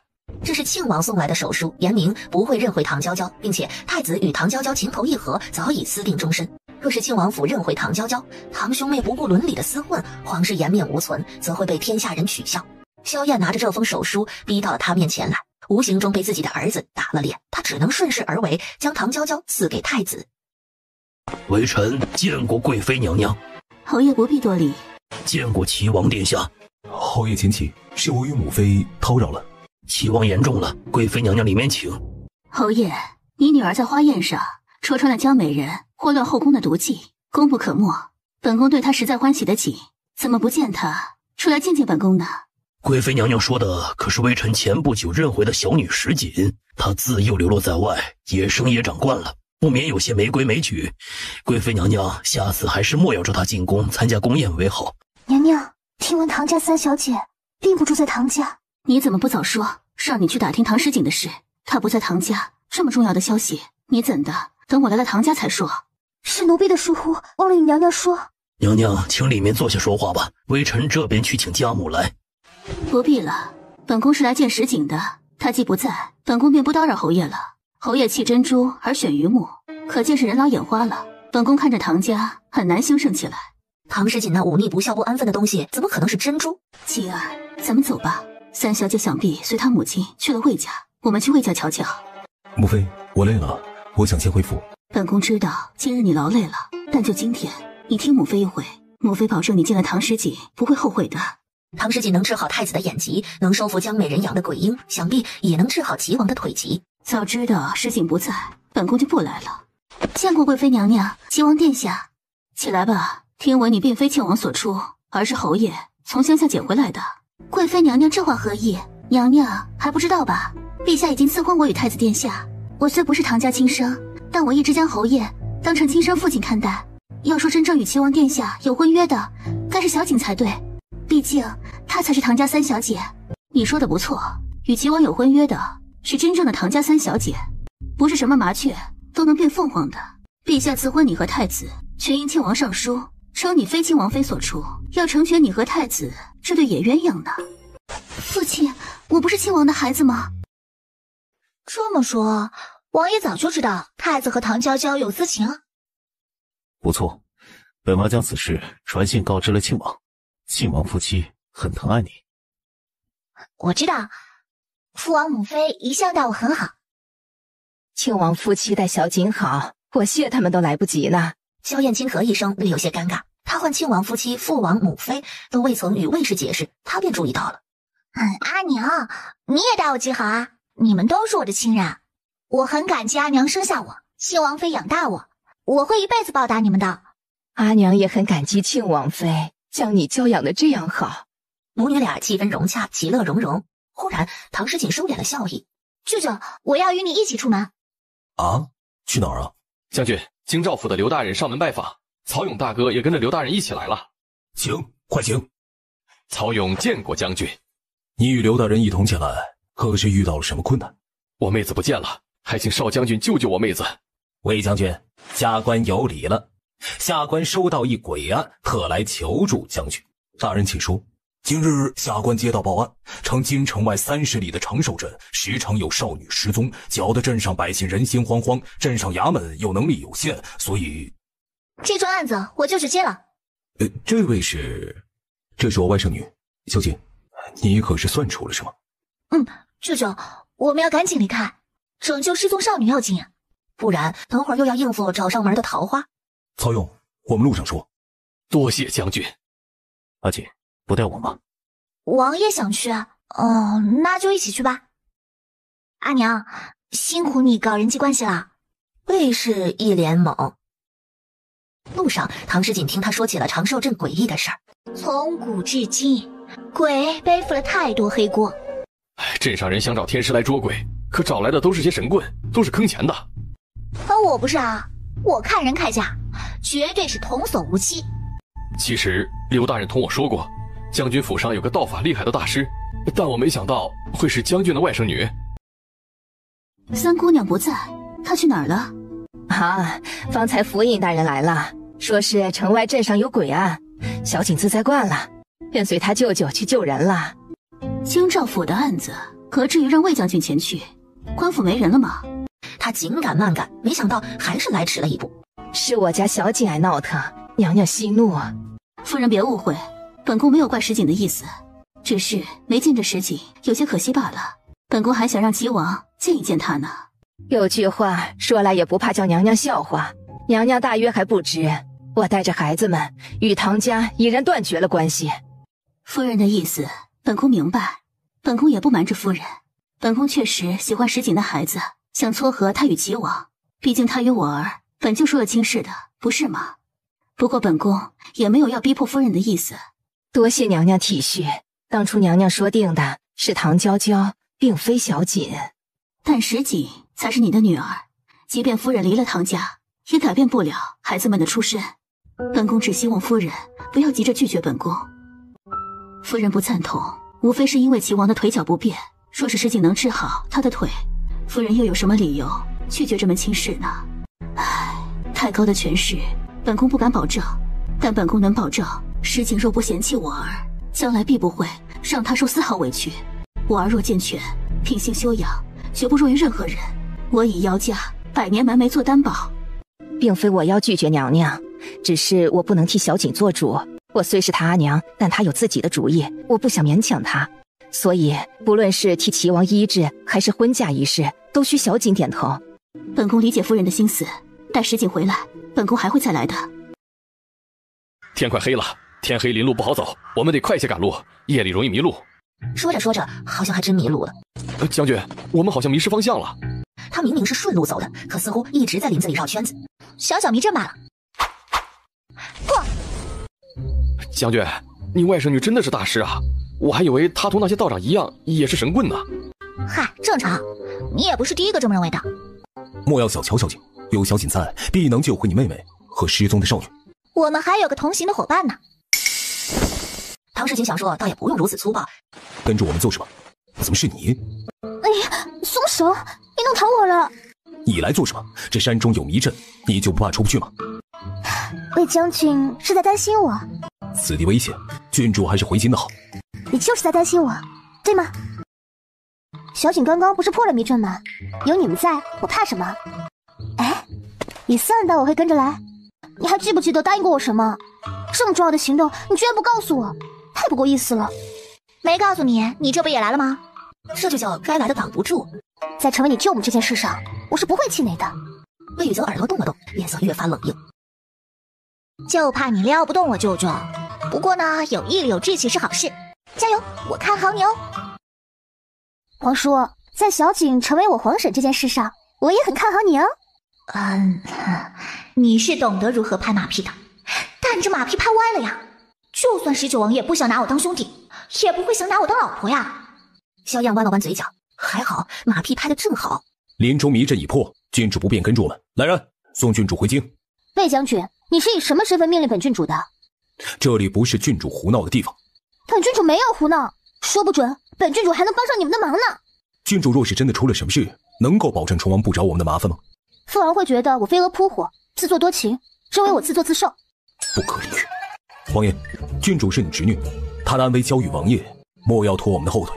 她又不是来找本王的，她找谁，谁负责。这还是皇叔吗？阿锦，过来先用早膳。这位壮士，烦请你让个座。是我无礼了，郡主请坐。唐姑娘竟也来了，有19王爷和唐姑娘在，下官就安心了。这镇上失踪的少女定能获救。江大人，与我们说下具体的情况吧。自1月前起，镇上就不断有少女失踪，且都是在成亲之日被人掳走。下官接任县令时，失踪案就有好几起了。下官曾带领县衙追查过，可掳走少女的似乎并非常人，现场没有留下任何痕迹。下官也是无奈，这才求助京兆府与唐姑娘的。哦，一点线索都没有吗？江大人摇头。王爷可还有什么要问的？听阿锦的。大人放心啊，我算过了，失踪的少女还活着呢。唐姑娘神算呐，那不知要如何解救那些少女？这个嘛，得加钱。衙门办事应该有公费的吧？这长寿镇就是个小县衙，公费实在不多。不过镇上有一姓朱的富户，他们家的心腹也被掳了去，朱家出3000两的赏银，谁若是能救回朱家少夫人，赏银就归谁。很好，江大人说话算话吧。下官虽不才，但好歹是县令，这一点面子还是有的。要救人，就得先弄清这么多少女是怎么失踪的。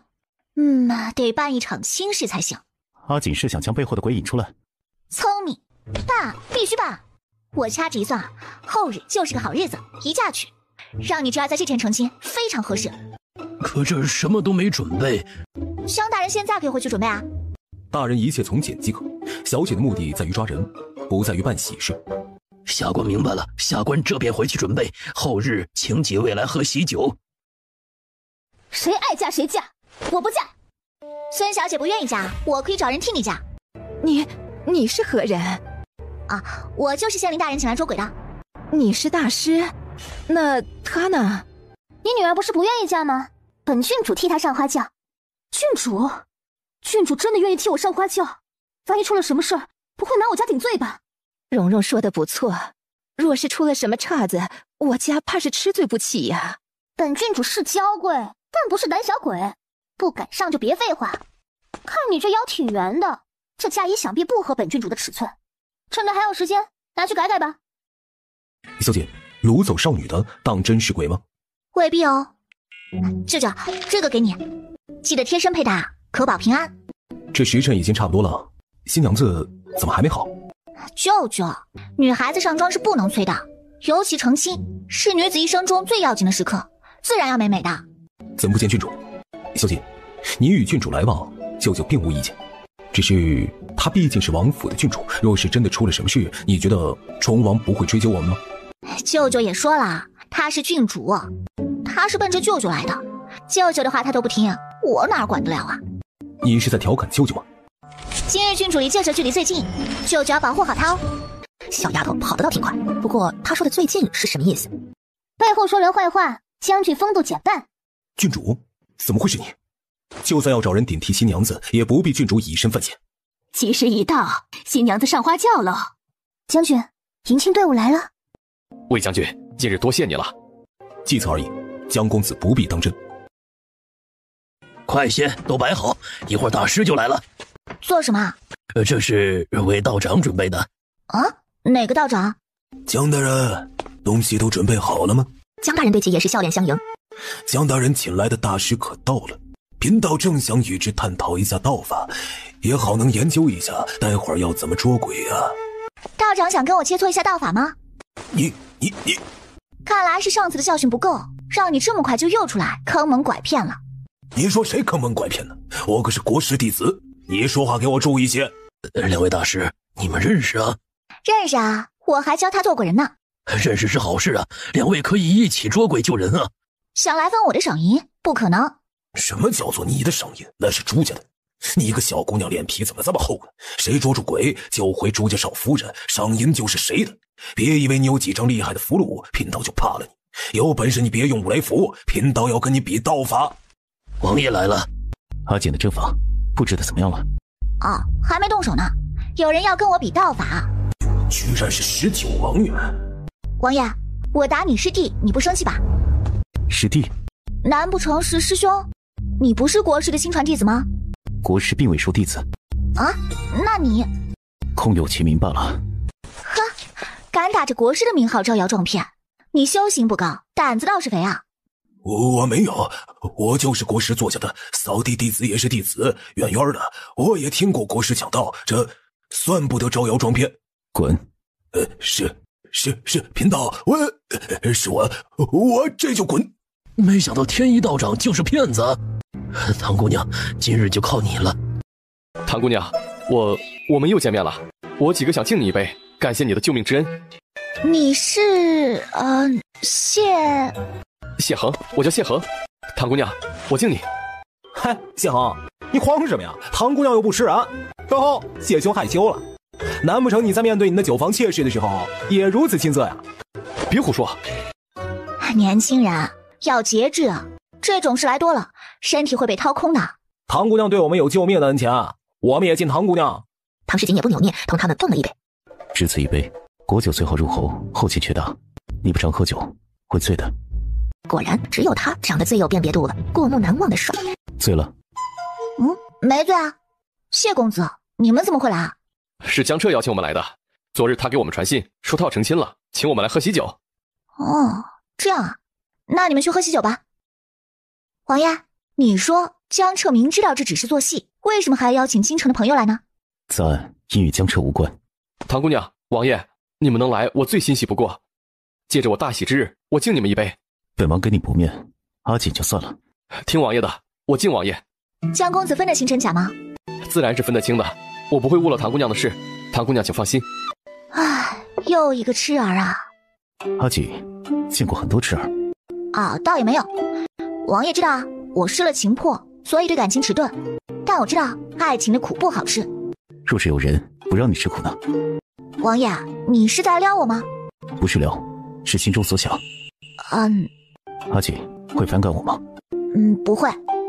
那本王会继续努力的。你认真的？难道他真的从一开始就对他有非分之想？阿锦刚说江彻是痴儿，可是从他的面上看出了什么？你是唐大师吧？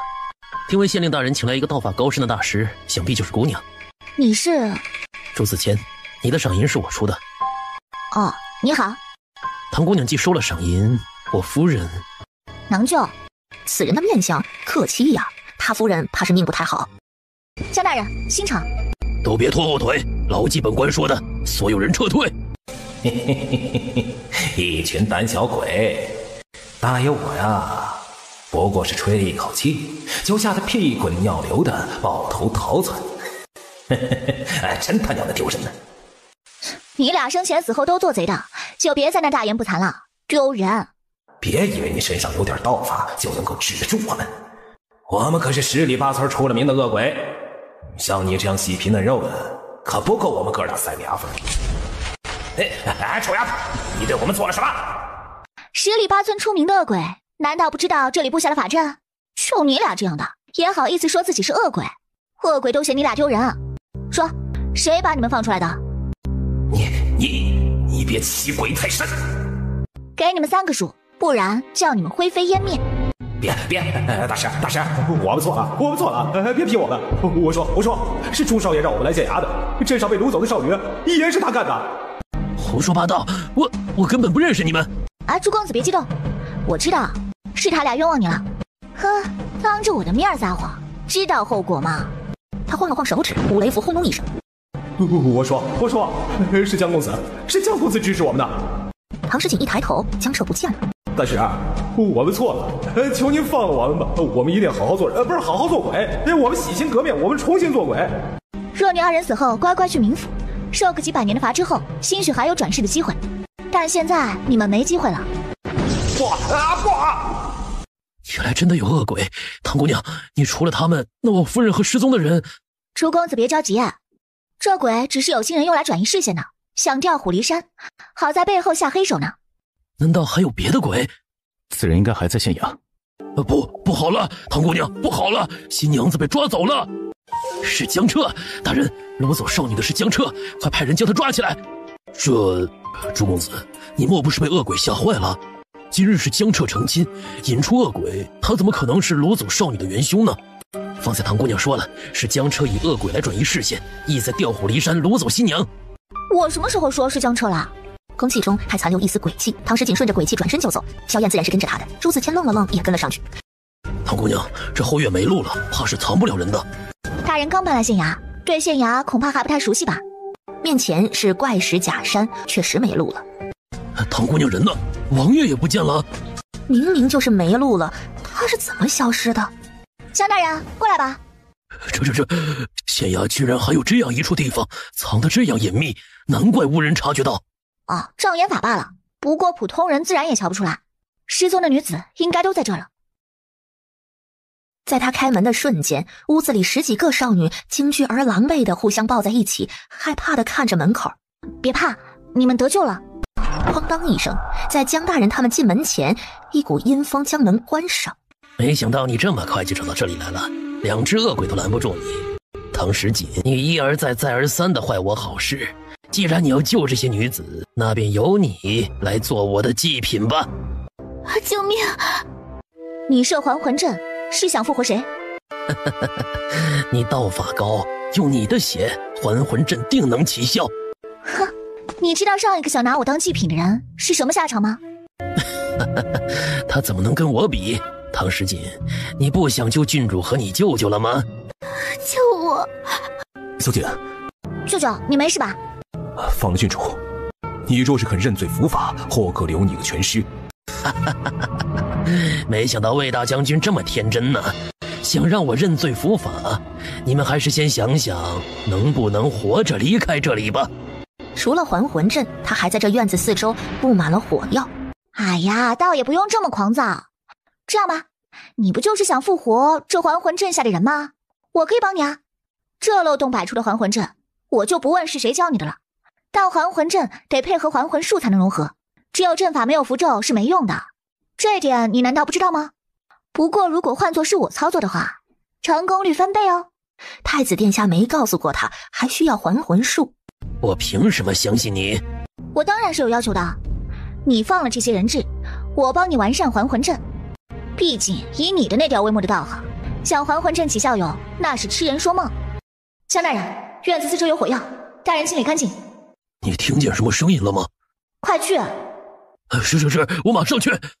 好，我答应你，不过我也有个条件。你说？我可以放了这些女子，但郡主和你舅舅得留下。在你完成还魂阵前，我手里怎么也得有2个人质，不是？可以。不可，我可以留下，你放郡主离开。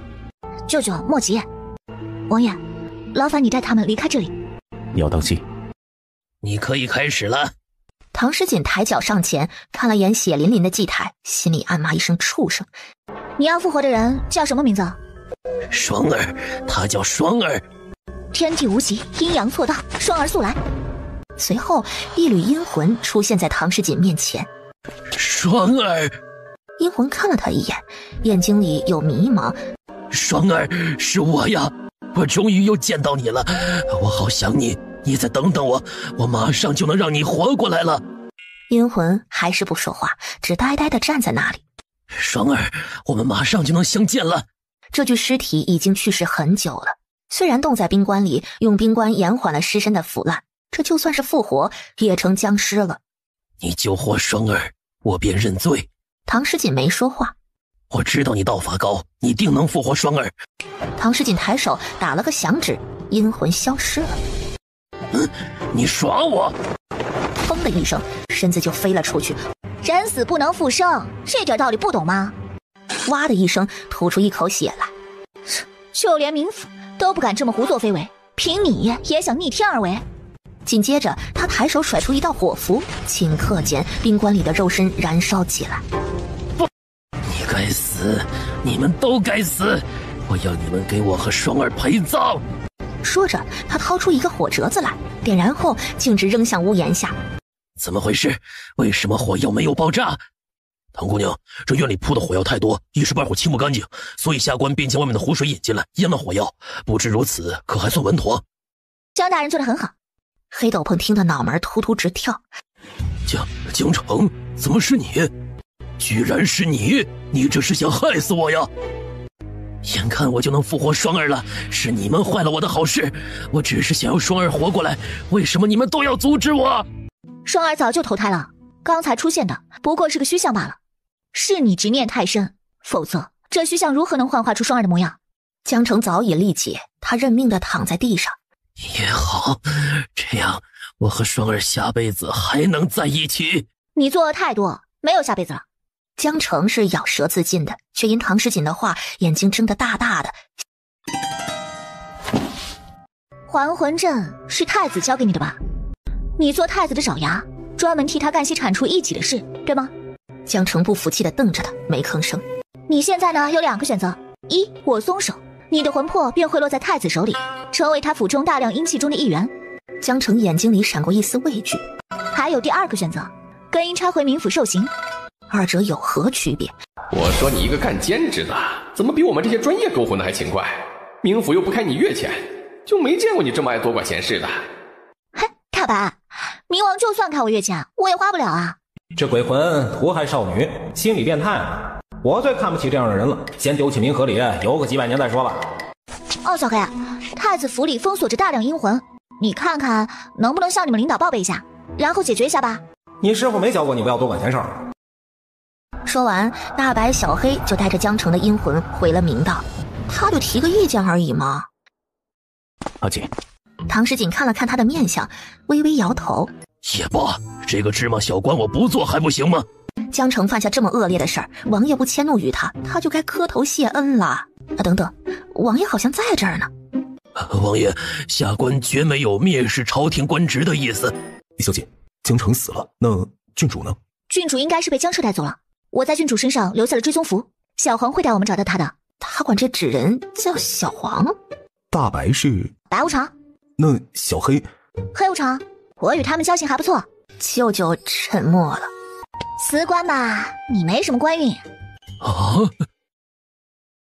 郡主，我做梦都没想到你会主动嫁给我，今日是我这辈子最开心的一天。现在没有人打扰我们了，今夜之后你就是我的人了。这里没人，郡主喊叫没有用的，浪费力气罢了。堵着你的嘴也是怕你不肯跟我来，没伤着你吧？想这里干什么？你是不是有毛病？你不知道我不是你的新娘吗？你既上了花轿，入了我的洞房，便是我的人。谁入了你的洞房？你说话给我注意些，别败坏本郡主的名声。今天的事是本郡主大义为民除害，而且本郡主还救了你的未婚妻，你不感激本郡主就算了，居然还对本郡主心怀不轨，难怪你未婚妻瞧不上你，你个人面兽心的东西！郡主喜欢魏将军吧？那魏宇则与崇王同辈，你看上他就不怕被人耻笑吗？本郡主喜欢谁关你什么事？呸！本郡主不管看上谁都不会看上你，你也配替魏将军？他平定蛮夷，保边关百姓不再受战乱之苦，劳苦功高，这条臭鱼也配耻笑他？无妨，郡主现在夸他，明日便会夸我。今夜我们慢慢融合，我想与你融为一体。不要脸！江彻再次转身往酒水里放了颗药丸。郡主，喝锦酒，不可不喝。砰的一声，房门被人踹开。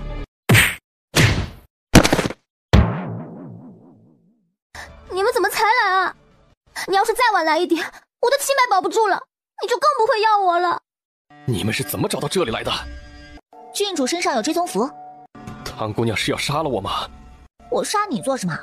杀人会损害我的修行，染上因果业障更是不值。魏宇泽已经解开了欣然郡主手脚上的绳子，他站起来就是一脚踹在江彻背后。小景不杀你，本郡主可不会放过你。本郡主不修道，不怕损道行。踹了人一脚，自己还扶着魏宇泽喘粗气。郡主可还好？有些乏力，不碍事。江彻如何处置，就交给王爷啦。高峰，带下去。你与我都是求而不得的人。第二天，唐诗锦起人就准备回京。这是我的一点心意，为唐姑娘准备的盘缠，还请唐姑娘收下。朱公子，冒昧问一下，你认识朱大福吗？认识，正是表兄，不过已经过世了。哎，少爷，就是他。我们为老爷送葬的时候遇到的那个高人，那就是这位姑娘。唐姑娘救下我魏国门的妻子，又送我舅父安人下葬，与我朱家有恩，此前在此谢过。从你面相来看，你克妻。这500两银子我不白收你的。那这张符你拿着，能改一改你的运势。他克妻？王爷，你先去忙吧，我想在这逛一逛。本王不忙，我陪你逛。王爷与魏将军去了长寿镇的事，陛下知道了，将府尹大人叫进了宫，陛下正等着王爷进宫前去说明案情呢。属下来的不是时候。高峰，你变呆了。主子这是嫌弃我了？王爷有事还是先去忙吧，不好叫宫里的人揪住王爷的画柄。再说有王爷在，我不好施展拳脚。哎，皇叔不用担心，我替你看着小景。他逛街我陪着，他买东西我付钱。阿锦，有什么好玩的，回头说与我听。好。郡主是不是应该回府了？我不回去，小景要去逛街，我答应了19皇说要陪着他。你这么着急赶我回去干什么？罢了，他一个做长辈的，何必与一个小辈多说？小景，今朝我熟，我带你逛。好啊，肚子饿了，我请郡主吃饭吧。郡主知道京城哪家酒楼最贵吗？最贵的应该就是香满楼了。我们就去香满楼。你是不是想坑我啊？你悠着点儿，我可没剩多少银子了。唐姑娘来了，楼上天子雅间正好空着，这就给您安排上。但凡是唐诗锦到店，必须按伺候我的规格伺候她，要把她当姑奶奶一样供着，见她如见我。想不到香满楼的人如此恭维你，那这顿饭是不是可以不用给钱了？你可以敞开了吃啊，放心，不会要你掏钱的。唐姑娘想吃点什么？你们店里最贵最好的都要。都要？不行吗？行是行的，就是二位姑娘吃得完吗？吃不完打包。贫道察觉到有同道中人的气息，不知姑娘可是道门中人？贫道有礼了。道长不是察觉到了同门中人的气息吗？怎么又问我是不是道门中人呢？我瞧这位姑娘周身灵气充盈，必是我道门中人，不知姑娘可有兴趣入我白云观？我师父是白云观主，大名鼎鼎的天师玄阳子。道门中人不讲究虚名，我看姑娘你根骨齐家，又有天资，不知可愿拜我为师？你怎么知道我根骨齐家？而且我有师傅了，不可以再拜师了。有师傅也无妨，贫道可以做你的老师，授你道门功法和经文。你身带灵气，贫道绝不会看走眼。若你学了贫道的功法，定能有所建树，没准将来会是最年轻的天师。道长修习的是画大饼功法吗？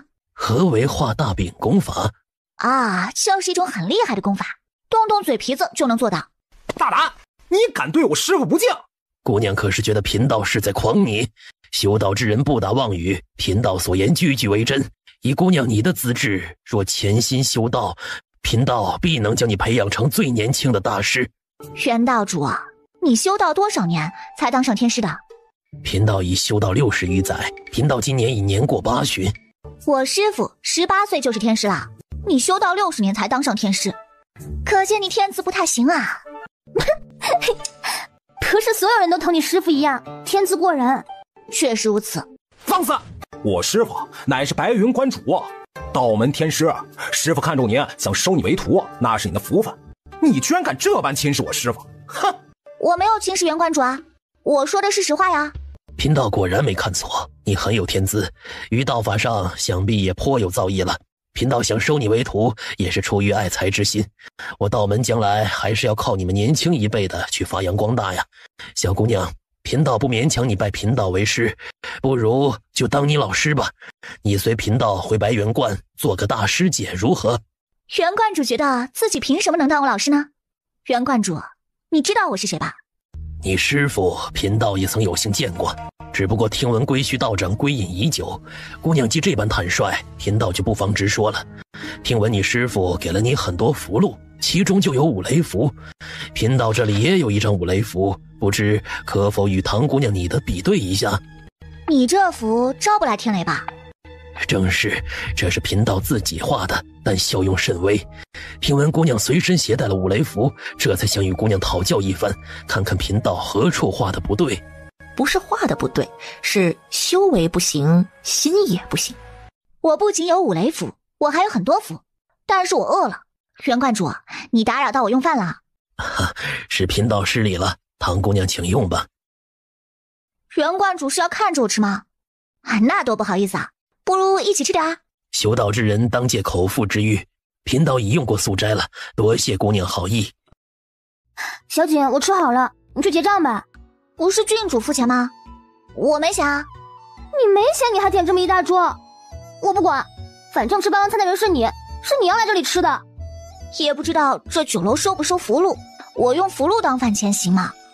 他这话摆明是故意说给他听的。姑娘不必苦恼，你既遇到了贫道，便是你我之间的缘分。这饭钱贫道帮你结了，就当是与你结个善缘。袁观主大爱，不愧是我们道门中人的楷模。这夸的一点都不走心，起码把人家名字喊对了再夸呀。小姐你来了，账就不必。却见唐诗锦抬眼间给他使了个眼色。虽然我们有些交情，但账还是要结的。这几位是？这位啊是大名鼎鼎的袁观主，饭钱他结。我师父是白云观主，不是袁观主。师父好心帮你结账，你居然会如此羞辱我师父？我羞辱袁观主了吗？没有啊，是袁观主自己说要结善缘，帮我结账的啊。你说出去的话泼出去的水，堂堂白云观主不会是舍不得这点银子要出尔反尔吧？袁观主要是实在舍不得，本郡主差人回府送银子来结账便是，何必在这说大话？看来这几个道士惹得小景不快啊。既然是袁观主结账，那便将账单说与袁观主听。这一桌一共300两银子，道长您看是现银呢还是银票啊？无为，将银子给他。师父。玄阳子目光沉沉地朝弟子看一眼，只得掏出了钱袋子扔给伙计。刚好300两，那小的就告退了。唐姑娘，账也帮你结了，不知这五雷符是不是该给贫道了？我看道长一直盯着我的布袋，想必是他很得道长眼缘。修道之人嘛，讲究的就是一个缘字，不如我便将这布袋送给道长，如何？唐姑娘果然通透，那贫道就却之不恭了。姑娘，咱们后会有期。直觉告诉我，宣阳子被你坑了，那老道士是白云观主，确实很有声望。那你还帮着我坑他？我自然是向着你的。宣阳子再有声望，也不及咱们之间从小相识的情分深。以后见鬼了，找我，给你打折。剩下的韭菜帮我打包啊，我带回去给阿娘他们尝尝。你娘想吃，我让厨房重新做一份便是。不能浪费粮食，浪费可耻。那他以往似乎浪费了许多。